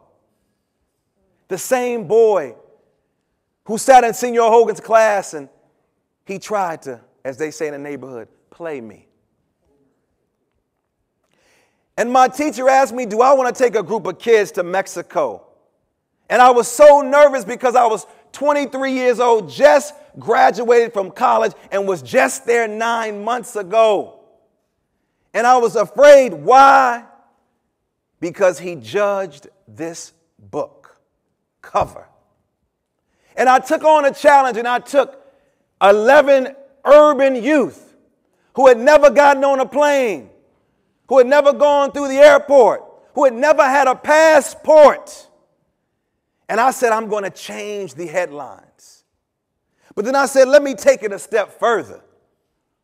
Let me keep traveling to Puerto Rico. And let me connect my children, these urban youth, to another environment. But then I stepped into another realm. And I started taking these rich kids who can afford to go, who had money to go. I'm talking about the people that own a whole lot of stuff. And I looked at myself and I felt insecure because I said, this little brown boy from the south side of Chicago, why would these kids listen to me? Their mamas are making so much more money than me. But Mr. Hogan planted a seed in me. He attempted to judge me. So I took it a step further. I said, I want to take black and brown boys to Latin America who can't afford it. I want to take these boys who's never been around the corner. I want to give them a different opportunity. The opportunity that was forwarded to me, but the opportunity that was almost killed because my teacher looked at the cover and didn't open it up. So I took these boys to Puerto Rico, and we decided to invest and work and build because I wanted them to see that they don't know what poverty is. See, in this country, they can get a hand up or a handout. But over there, this man didn't have a home, so we were helping to build it. The same boys that somebody told me the week before, he told his teacher, I'm going to Puerto Rico. And the teacher said to him, stop lying and prove it to me. See, I was that little boy who sat in that classroom, who they didn't have a lot of faith in when they attempted to judge. So we ended up in Puerto Rico with the victory flag. Me and 11 young boys from this city, from these neighborhoods, who can't sleep at night because there are drive-by shootings going on, who can't sleep at night because somebody may be running through their house with a bag of marijuana or some type of narcotic, but who were also afraid, like I was, to get on that plane because somebody told them that they weren't good enough, because their mamas didn't have direct deposit, because their daddies were incarcerated. We have to be careful how we judge these children. The great orator, Tupac Shakur, said, "Only God can judge me." And even when you look at his life, people judged him. So as I stand here and talking about not judging our children, I want to show you the proof is in the pudding. This is not clip art. This is the real deal. So when I moved here from Chicago to become a teacher, I said, act as if there are no limits. Feed these boys with the truth. Treat them with respect. Connect them to excellence. Provide them with the tools, and they will step up to the occasion. It took me a while to get them there, but it also took me a while to get myself there. But just think if I would have allowed Mr. Hogan in 1988 on the south side of Chicago to kill my spirit, I would not have become this master teacher. Well, I'm taking these young people outside of the classrooms and meeting children like them. But let me take it a step further, because I'm proud of what these young people were able to do. I want to show you my cover. When I was teaching in Baltimore City schools, our children made history. They were the first group of kids who had ever written a book that was sold in the store called El Primer Día de la Escuela, the first day of school. But let me tell you what we did to get back at Mr. Hogan. In the acknowledgement page, after we thanked our parents and after we thanked the principal for investing in us, we thanked Mr. Hogan, because my kids said to me, if it were not for Mr. Hogan, there will be no Senor Shields. Thank you.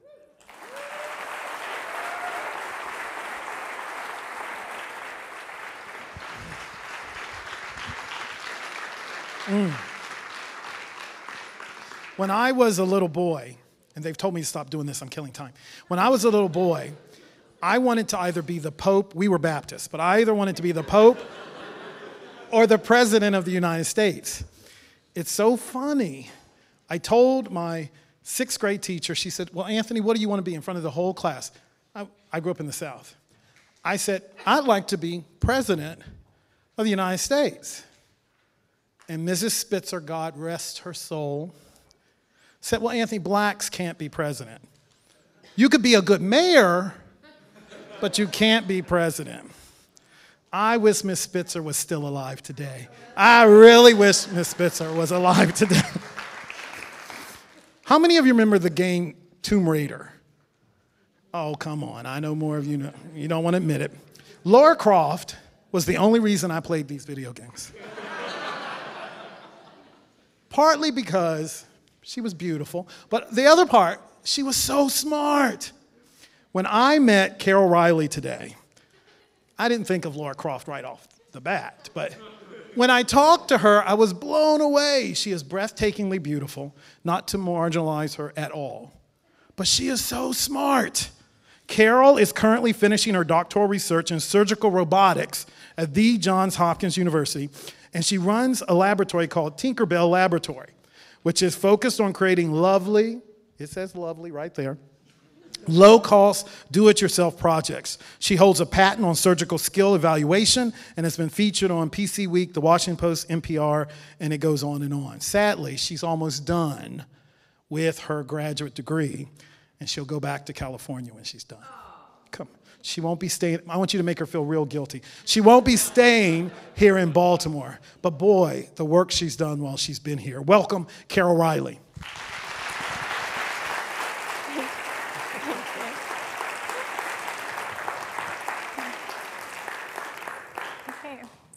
Wow, well, thank you, Anthony, for that lovely introduction. And I'm extremely honored to be here today. We've had some great speakers, and they've talked about the central theme, the future we make. So if you were to ask Hollywood how they envision the future, it most likely includes robots. And I think that's great. You could say, Carol, that's only the movies, it's not real. But I think that the entertainment industry pushes us to think about possibilities. It lets us think about robotic design, and it gets us to question things that we normally wouldn't think about the future. So how do we design these robots? What type of robots do we want to even build? And how do humans and robots coexist together? So when I was growing up, my favorite TV show was The Jetsons, and who wouldn't love to have Rosie the robot in your home who cooks and cleans, and also gives you logical advice about your personal problems. So much like the personal computer revolution that was back in the 70s and 80s, I feel like we're standing on the edge of the personal robotics revolution, where the idea of having a personal robot in every home is in our near future. So I'm a surgical roboticist. There's a lot of different applications for robotics. I've been really interested in working in teleoperated systems. So that means a human would sit down at a master's console and control a robot, which is at a far-off distance. You could boldly go where no human has gone before. And you can think about this in terms of lots of different things. I started off doing underwater and industrial robots at Santa Clara University. And then I went to go work at Lockheed Martin on space satellites. But by far, the most fulfilling application for me has been working on robots that go inside the human body. And so this is the Da Vinci surgical system, which we have at Johns Hopkins. Now, I'm fascinated with this idea of extending beyond the reaches of the human body. Humans aren't perfect, we have weaknesses, and if we can combine human intelligence with robot accuracy and precision, we can have superhuman capabilities. You can think of this for a surgeon. If you can be able to augment his vision through magnification or through graphical overlays and augmented reality, you can get rid of hand tremor reduction and have a steady-handed surgeon. And it's not just the field of surgery that robots can be applied. It can be applied to a huge number of applications. Taking the underwater example, the deepest parts of the ocean reaches 11,000 feet, and that's at the Mariana Trenches off the coast of Japan. Humans are limited to only go a couple hundred meters. So a deep sea scuba diver can only go 100 meters. The world record is at 330. That's only in that first bracket right there. So you can see that there's a huge area of unexplored territory that if we couple with robots, we can explore. So here's a video that the people up there are going to start. And you can see that we've come quite a long way with robotics. You've got robots that can juggle. Is this not playing? All right. Well, we've got robots that can juggle and fold laundry. And what's really been amazing has been that this year, Google has come out with the autonomous car. And the video that was supposed to play is the view of the inside of Google's car, where no human is controlling the steering wheel, and the cars can drive safely, but kind of recklessly around the streets of California. It kind of does an extreme driving thing, so it's pretty cool. So how do I define a robot? So a robot is an intelligent agent that can sense its environment and act on it. So you've got intelligence, sensing, and reaction. So if you want to build a robot, we're going to look at how humans do it. How do we interact with the world around us? We've got our 5 senses. We have sight, sense of hearing, taste, touch. And so if you want to get these things into robots, you can add cameras for its eyes so that it can see. You can add force sensors so that it can feel. And you can use artificial intelligence to get it to think.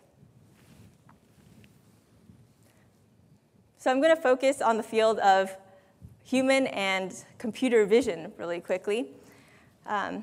So humans are amazingly complex creatures. You've got eyes that can tell you a lot of information about the world around you.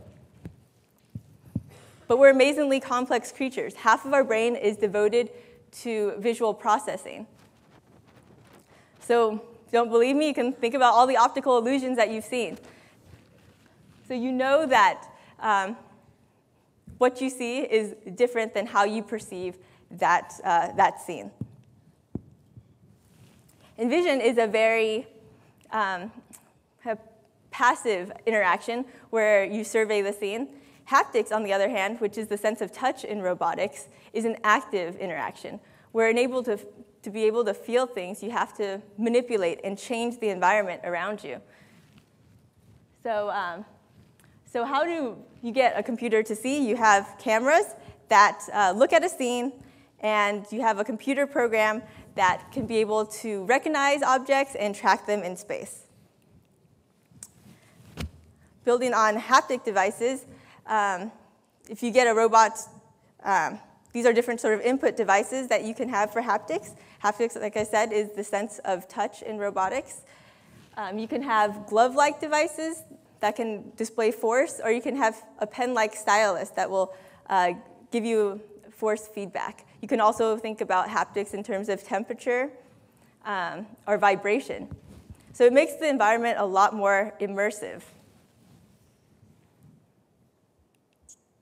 A different type of interaction would be through speech and communication.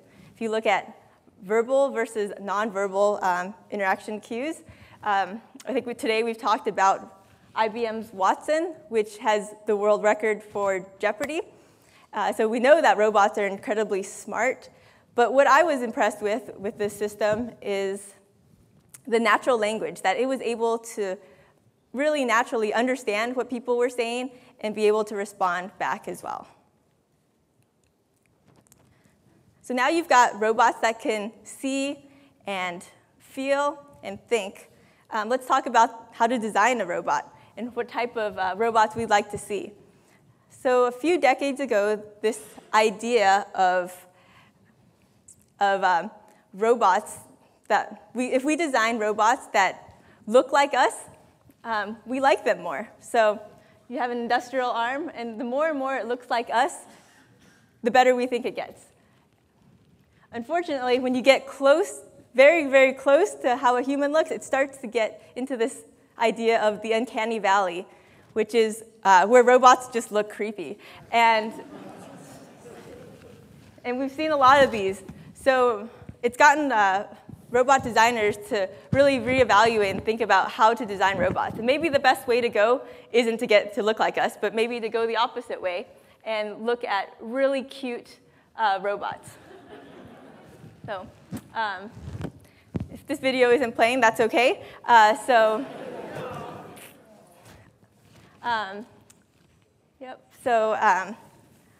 this is a robot which works at nonverbal communication. It bounces, and 90% of human interactions are nonverbal. So this robot looks at how humans interact with each other and tries to capture that, and it does research. It's used as a research platform for kids with autism. These are a few other cute robots that we have in research labs. They've gotten robots that are trying to capture emotions and display personalities. The Now robot in the corner here, made by Aldebaran, is a robot that is used for RoboCup. It's where a bunch of robots get together and play soccer, so they work together for a common goal. So we've seen a lot of robots, and still doesn't answer the question, how do you get a robot into every home? How many of you guys have heard of iRobots, Roombas, and Scoombas? Great. And how many of you guys own one? Well, you are an early robot adapter, and I like that. That's awesome. And we're starting to see more and more startups just coming out, and there's not very few.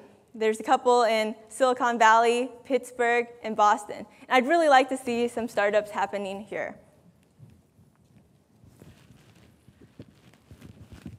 So we're starting to see low-cost sensors. So I'm going to go back to the video game example. The field of haptics came from virtual reality, and it continues on today in the video gaming world. This is the Nintendo Wii. It's got low-level haptics. You can hold this controller, and it will vibrate when you interact with your environment. Now think about how interesting and immersive this environment can be if you have like your iPhone and you're able to feel different textures on it. That would make it even more addicting and immersive than it already is. The other one gaming device that came out back in November is the Microsoft Kinect for the Xbox 360. And it is an amazing device because you no longer need to hold any sort of controller because you are the controller. So it will track your hands and use computer vision to be able to track your motions, and you can have an interactive gaming experience. But the other interesting thing about it is that it's only $150. So we've gotten a huge underground geek culture uproar of people buying these Kinects and hacking them. So for $150, you've got a lot of projects to do yourself. So if you can buy low-cost sensors, you have the Thing-O-Matic that came out from MakerBot, where you can do 3D printing. Very impressive. And you have this $30 Arduino board, which is a microcontroller. You're able to make things in the comforts of your own garage, in your house, and you can actually build it. So it's very exciting. We've got a lot of different hacker spaces in Baltimore. There's a huge community.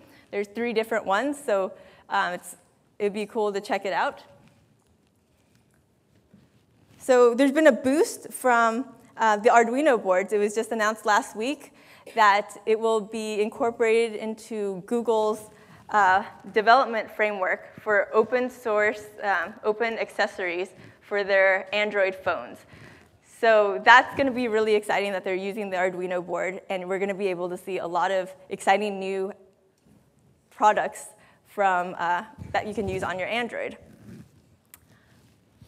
So you can kind of see how these things are all moving. You've got the iPhone, or the mobile app space. You have the video games, and you have the do-it-yourself makers, all kind of merging together to work on this project of low-cost robotics. And you can kind of see this underground movement, and the pieces are starting to fit together. And it's really exciting. So this leads me to my new venture, which is Tinkerbell Labs. It's for people who like to make things and to tinker in machine shops, where the goal is to work on global problems and think about innovative, low-cost solutions in the field of kind of projects like do-it-yourself healthcare, if that's a thing, and robotics, and environmental issues. So one project that I'm excited about is an automated needle insertion project. This was geared for high schoolers, where they would have to automatically insert a needle into a grape, which is embedded inside Jell-O. And this is looking at the problem of a tumor inside a patient. So you can kind of think how these high schoolers, using the Lego Mindstorm, things that you can make at home, you probably have grapes and Jell-Os, and you can start building these things and thinking about problems that can be applied into the real world.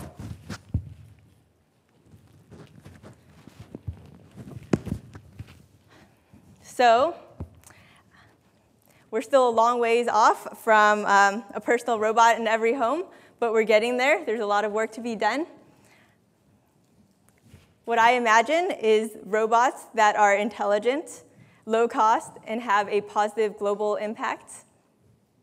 So this is the future that you and I can make together. Thank you.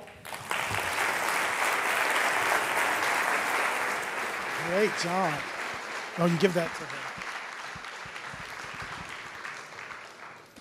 I was amazed that she said she started off with underwater robots. She started off with those. And did you see those shoes? I mean, she's up. If I could only get away with it, I would say. I should try, you're right. That would be hilarious. Anyway, Shota K is a professional beatboxer and vocal percussionist. Using his voice as his primary instrument, he vocalizes everything from drum beats, drum sets, turntables, ocean waves to sleigh bells. He is the founding director of Embody, a music series of the vocal arts, which strives for artistic and cultural unity through the many vocal traditions of the world, from opera, throat singing to beatboxing, which will also evolve into a larger festival in 2012. He currently serves as faculty and musical accompanist for Towson University's dance department and the American Dance Festival at Duke University. Ladies and gentlemen, Shota K. Get him, brother.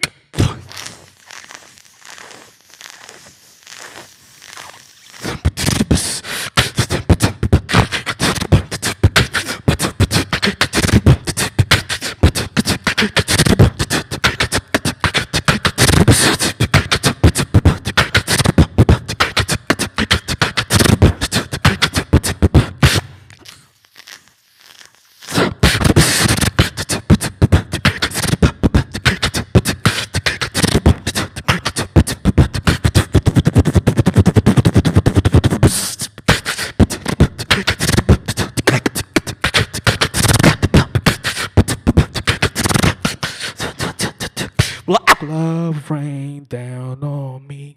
Love rain down on me. Love rain down on me. Love rain down on me. Love rain down on me. Love rain down on me. Love rain down on me. Love rain, rain.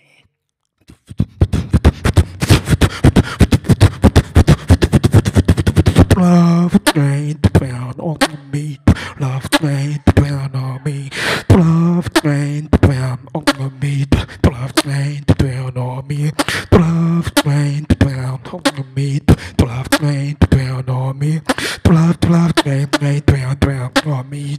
Love rain down on me. Down on me. Down on me. Blood, rain down on me. Blood, rain down on me. Blood, rain down on me. Blood,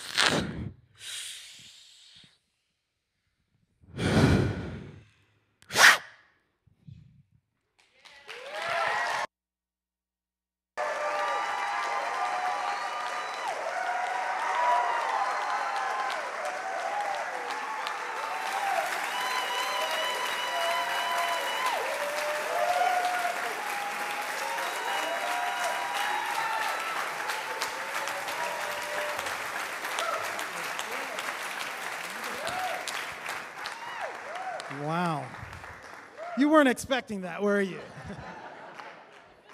Can you imagine how he annoyed his mother without that? Our final presenter of the evening is Dan Deacon. And if you weren't expecting that, you're not expecting what's about to happen. Now, we're going to be passing out some scores, so you know it's participatory. But you're being passed out some music and instructions for the next presenter. Dan Deacon is an absurdist composer and electronic musician. He's based right here in Baltimore. He's musically influenced by Devo, Talking Heads, Scratch Orchestra, People Like Us, Raymond Scott, and his high-energy performance consists of song-structured material performed with Casio keyboard, computer, vocoder, wow, and many devices to process his voice and his signal generator. Now, he has toured all over the world and is just beloved around the world. One thing you should know, you'll see in his profile, that he is currently working with Oscar-winning director Francis Ford Coppola on the score of his new film, Twixt Now and Sunrise. He's performed at museums around the world, including the Whitney, the Smithsonian, and many others. Now, does everybody have their score? No, I'm about 5'11". I'm average. Oh, you weren't talking about me.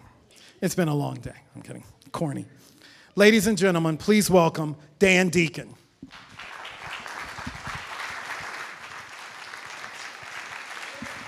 Hello.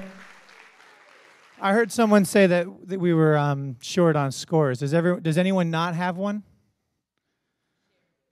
Okay, sharing is great. Okay, I'm just going to read through these instructions. I guess I should, we've started a band. This is our first show. Since it was my idea to start the band, I'll come up with the name. You can, after the end of practice, which is also our first practice, we can decide to change. I think, since we've got this, sick backdrop, we just call it TEDx Baltimore is the name of our band. We're all singers in the band. So I wrote this song that I thought maybe we could try out at this first show. I did it before with another band, and it went all right, so I thought, we could do it here, and I think it would be pretty good. So just to go through the instructions, in case you didn't realize that you'd be doing this when you got here today. There's 14 steps. Try not to read too far ahead, but completely read each step before you start it, because there might be some tricky, sneaky thing at the end of the step that you weren't expecting to do. Take the instructions seriously. There's a famous Cage quote where laughter is preferred to tears, so if something makes you laugh, that's fine, but try to keep all sounds outside of the written instructions to a minimum. Refrain from talking and letting your friend know how ridiculous this might be. If someone around you is making external noise, just either remind them that this is a piece of music or tell them to shut up. You'll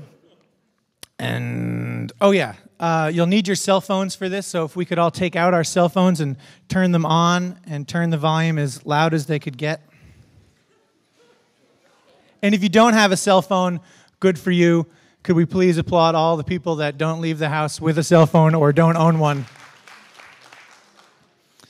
A brave new world. Okay, so I've got 6:19. Does anyone have a time earlier than that? Just shout it out if you do. 6:18. Anything earlier than 6:18? I got 6:18. 6:18. Anything earlier? So 6:18 will be our earliest time. I say, let's open up our alarm function on our phone. And I say we set the alarm for, still at 6:19. Are you still at 6:18? Okay, cool. 6:20. Okay, good. This is great. It's good to know we are 20 minutes behind to some people, but 18 to others. Let's set our alarm for 6:22. I think we'll be safe with 6:22. And I'll serve as the conductor of this piece. And when I give the cue, That'll be when we start, and I'll also sort of decide when we stop, unless that's someone else who will come out here and say, thank you, we're done, and that'll be also fine. So, okay, let's set our alarms. Our alarms are set. We save them. Our phones are turned all the way up, and I'm going to come down here and join you. Let's consider this the start of the piece. Let us begin.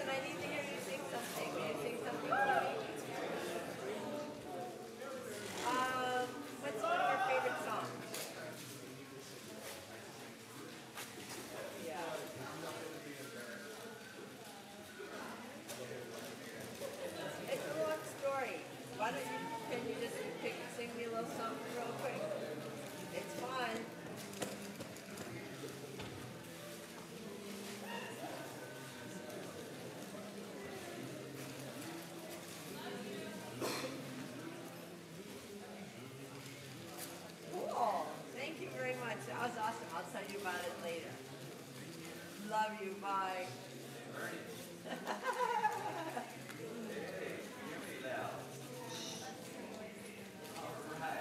Get a favor and you sing for the audience.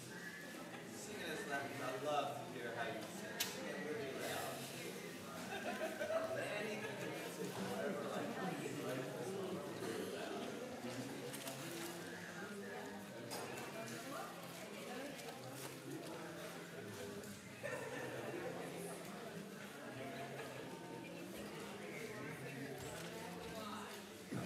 Carry on. Good, good. There's an audience.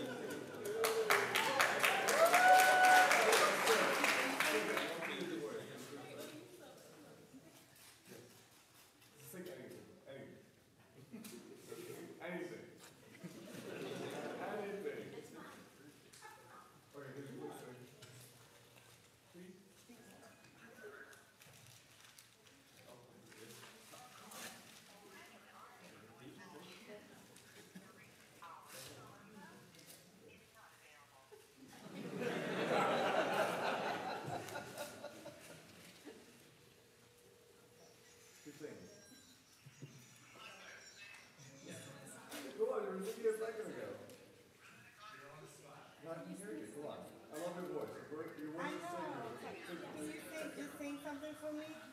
No, sing, please. Okay, ready? Go.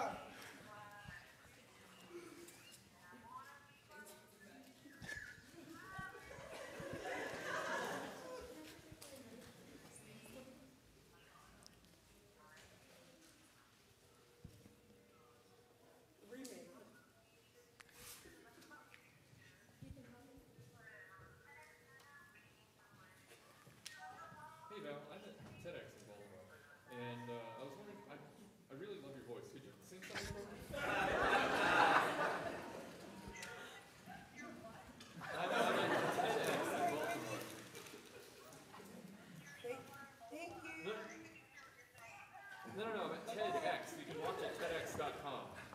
But could you sing something for me because I love your voice?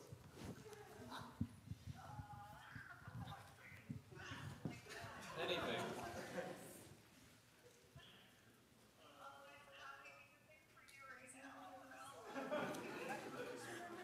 Oh.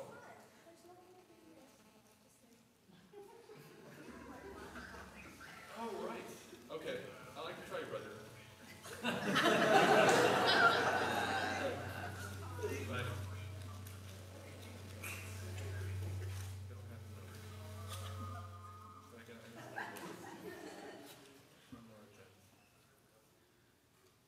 All right, that seems like a good spot to start.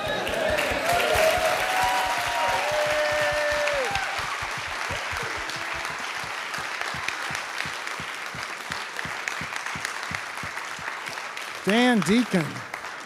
I think we should take it on the road. Let's do it. Give yourself a round of applause. That was incredible.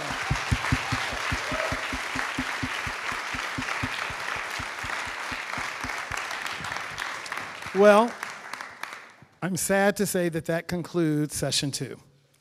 And what an incredible day it's been. We're going to, let me introduce Mel Brennan, who is one of the brainchilds behind TEDx.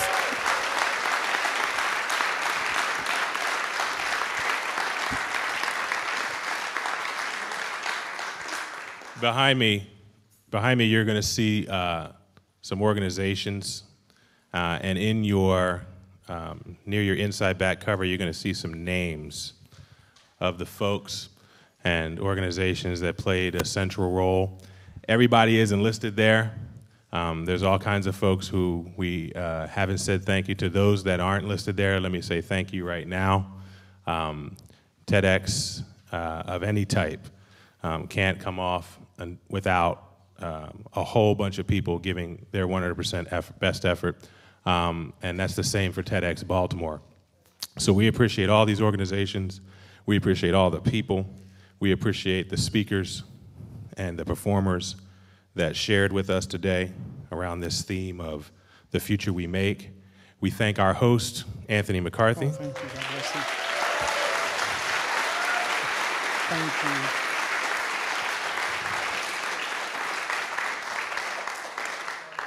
And many, many others.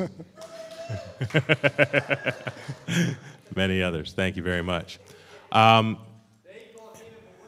That's right. The eight ball came up a winner. I agree with that.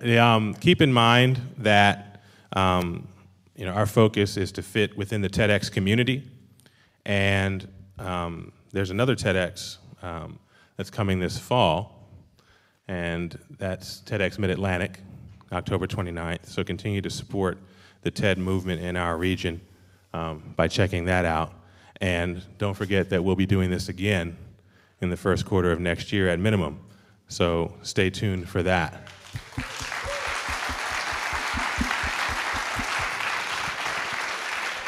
Most importantly, thank you.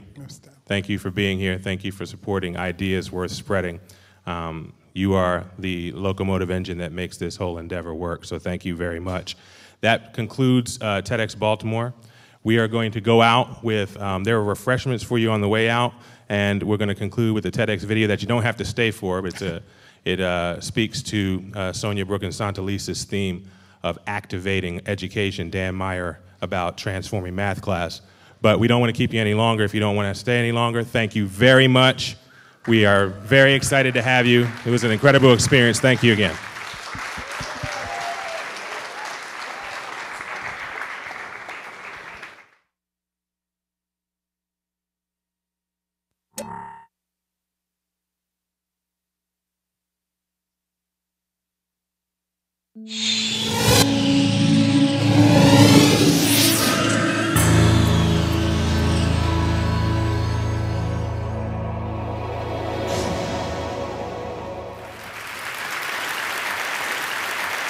Can I ask you to please recall a time when you really loved something, a movie, an album, a song, or a book, and you recommended it wholeheartedly to someone you also really liked. And you anticipated that reaction, you waited for it, and it came back, and the person hated it. So by way of introduction, that is the exact same state in which I spend every working day of the last 6 years. I teach high school math. I sell a product to a market that doesn't want it, but is forced by law to buy it. I mean, that's kind of, it's just a losing proposition. So there's a useful stereotype about students that I see, a useful stereotype about you all. I could give you guys Algebra 2 final exam, and I'd expect no higher than a 25% pass rate. And both of these facts say less about you or my students than they do about what we call math education in the US today.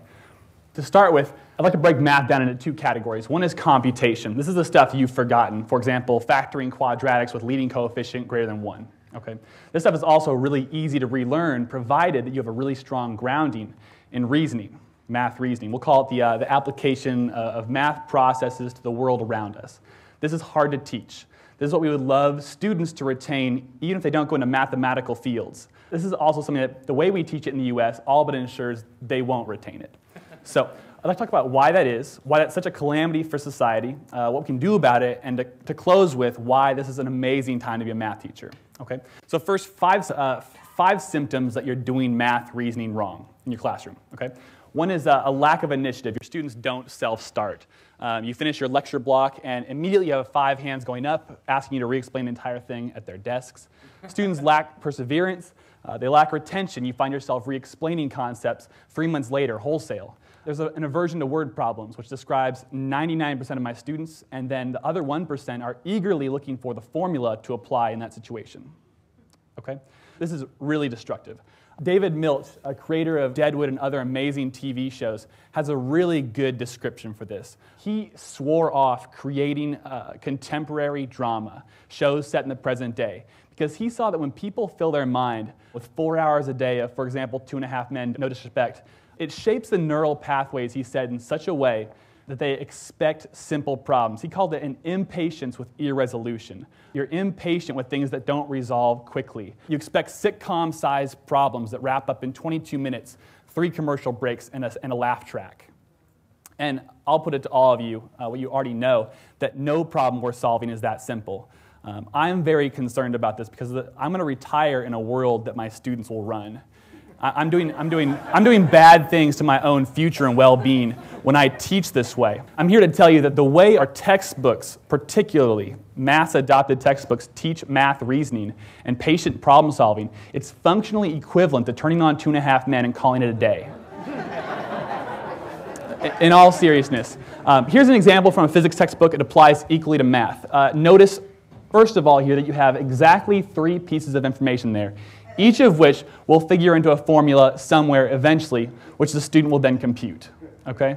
I believe in real life. And ask yourselves, what problem have you solved ever that was worth solving where you knew all of the given information in advance, where you didn't have a surplus of information and you had to filter it out, or you didn't have insufficient information and had to go find some? I'm sure we all agree that no problem worth solving is like that. And the textbook, I think, knows how it's hamstringing students, because watch this. This is the practice problem set. When it comes time to the actual problem set, you have problems like this right here, where we're just swapping out numbers and tweaking the context a little bit. And if the student still doesn't recognize the stamp this is molded from, it helpfully explains to you like what sample problem you can return to find the formula. Like you could literally, I mean this, pass this particular unit without knowing any physics, just knowing how to decode a textbook. That's a shame. So I can diagnose the problem a little more specifically in math. Here's a really cool problem. I like this. It's about defining steepness and slope using a ski lift. But what you have here is actually 4 separate layers. And I'm curious which of you can see the 4 separate layers, and particularly how when they're compressed together and presented to the student all at once, how that creates this impatient problem solving. I'll define them here. You have the visual, okay? You also have the mathematical structure, talking about grids, measurements, labels, points, axes, that sort of thing. You have substeps, which all lead to what we really want to talk about, which section is the steepest. So I hope you can see, I really hope you can see how what we're doing here is taking a compelling question, a compelling answer, but we're paving a smooth, straight path from one to the other and congratulating our students for how well they can step over the small cracks in the way. That's all we're doing here. So I want to put to you that if we can separate these in a different way and build them up with students, we can have everything we're looking for in terms of patient problem solving. So right here, I start with the visual, and I immediately ask the question, which section is the steepest? And this starts conversation because the visual is created in such a way where you can defend 2 answers. So we get people arguing against each other, friend versus friend, in pairs, journaling, whatever. And then eventually we realize it's getting annoying to talk about the skier in the lower left-hand side of the screen, or the skier just above the midline. And we realize how great would it be if we just had some A, B, C, and D labels to talk about them more easily. And then as we start to define like what does steepness mean, we realize it'd be nice to have some measurements to really narrow it down specifically what that means. And then and only then we throw down that mathematical structure. The math serves the conversation doesn't serve the math. And at that point, I'll put it to you that 9 out of 10 classes are good to go on the whole slope steepness thing. But if you need to, your students can then develop those substeps together. Do you guys see how this right here compared to that, which one creates that patient problem solving, that math reasoning? It's been obvious in my practice to me. And I'll yield the floor here for a second to Einstein, who I believe has paid his dues. He talked about the formulation of a problem being so incredibly important. And yet, in my practice, in the US here, we just give problems to students. We don't involve them in the formulation of the problem. So 90% of what I do with my 5 hours of prep time per week is to take fairly compelling elements of problems like this from my textbook and rebuild them in a way that supports math reasoning and patient problem solving. And here's how it works. I like this question. It's about a water tank. The question is, how long will it take you to fill it up, okay? First things first, we eliminate all the sub-steps. Students have to develop those. They have to formulate those. And then notice that all the information written on there is stuff you'll need. None of it's a distractor, so we lose that. Students need to decide, all right, well, does the height matter? Does the side length matter? Does the color of the valve matter? What matters here? It's such an underrepresented question in math curriculum. So now we have a water tank. How long will it take you to fill it up? And that's it. And because this is the 21st century, and we would love to talk about the real world on its own terms, not in terms of line art or clip art that you so often see in textbooks, we go out and we take a picture of it. So now we have the real deal. How long will it take it to fill it up? And then even better is we take a video of someone filling it up. And it's filling up slowly, agonizingly slowly. It's tedious. Students are looking at their watches, rolling their eyes, and they're all wondering at some point or another, man, how long is it going to take to fill up?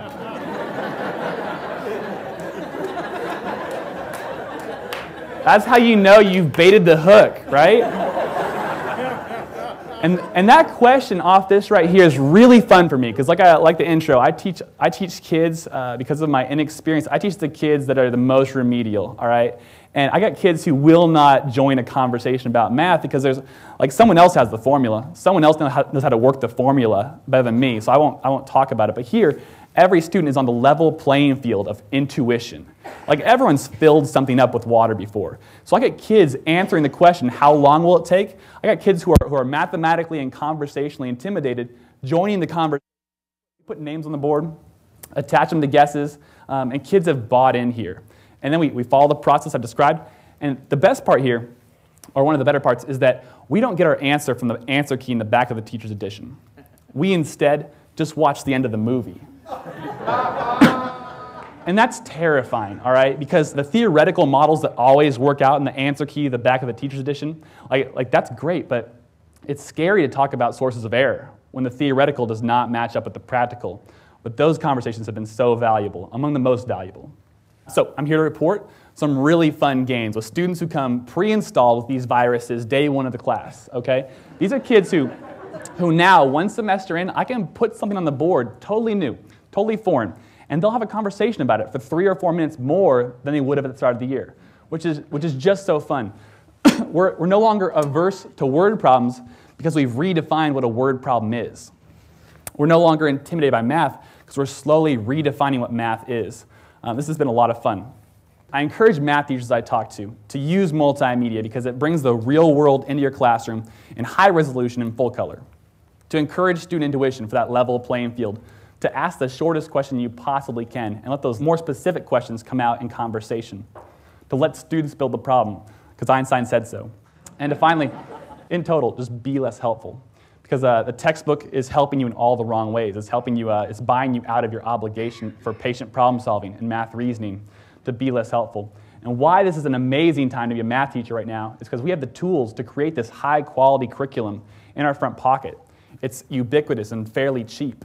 And the tools to distribute it freely under open licenses has also never been cheaper or more ubiquitous.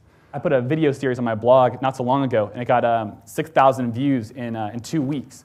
I get emails still from teachers in countries I've never visited saying, wow, yeah, we had a good conversation about that. Oh, and by the way, here's how I made your stuff better. Which, wow. I put this problem on my blog recently. You're in a grocery store, which line do you get into? The one that has 1 cart and 19 items, or the line with 4 carts and 3, 5, 2, and 1 items? And the linear modeling involved in that was some good stuff in my classroom, but it eventually got me on Good Morning America a few weeks later, which is just bizarre, right? And from all of this, I can only conclude that people, not just students, are really hungry for this. Math makes sense of the world. Math is the vocabulary for your own intuition. So I just really encourage you, whatever your stake is in education, whether you're a student, parent, teacher, policymaker, whatever, just insist on better math curriculum. We need more patient problem solvers. Thank you.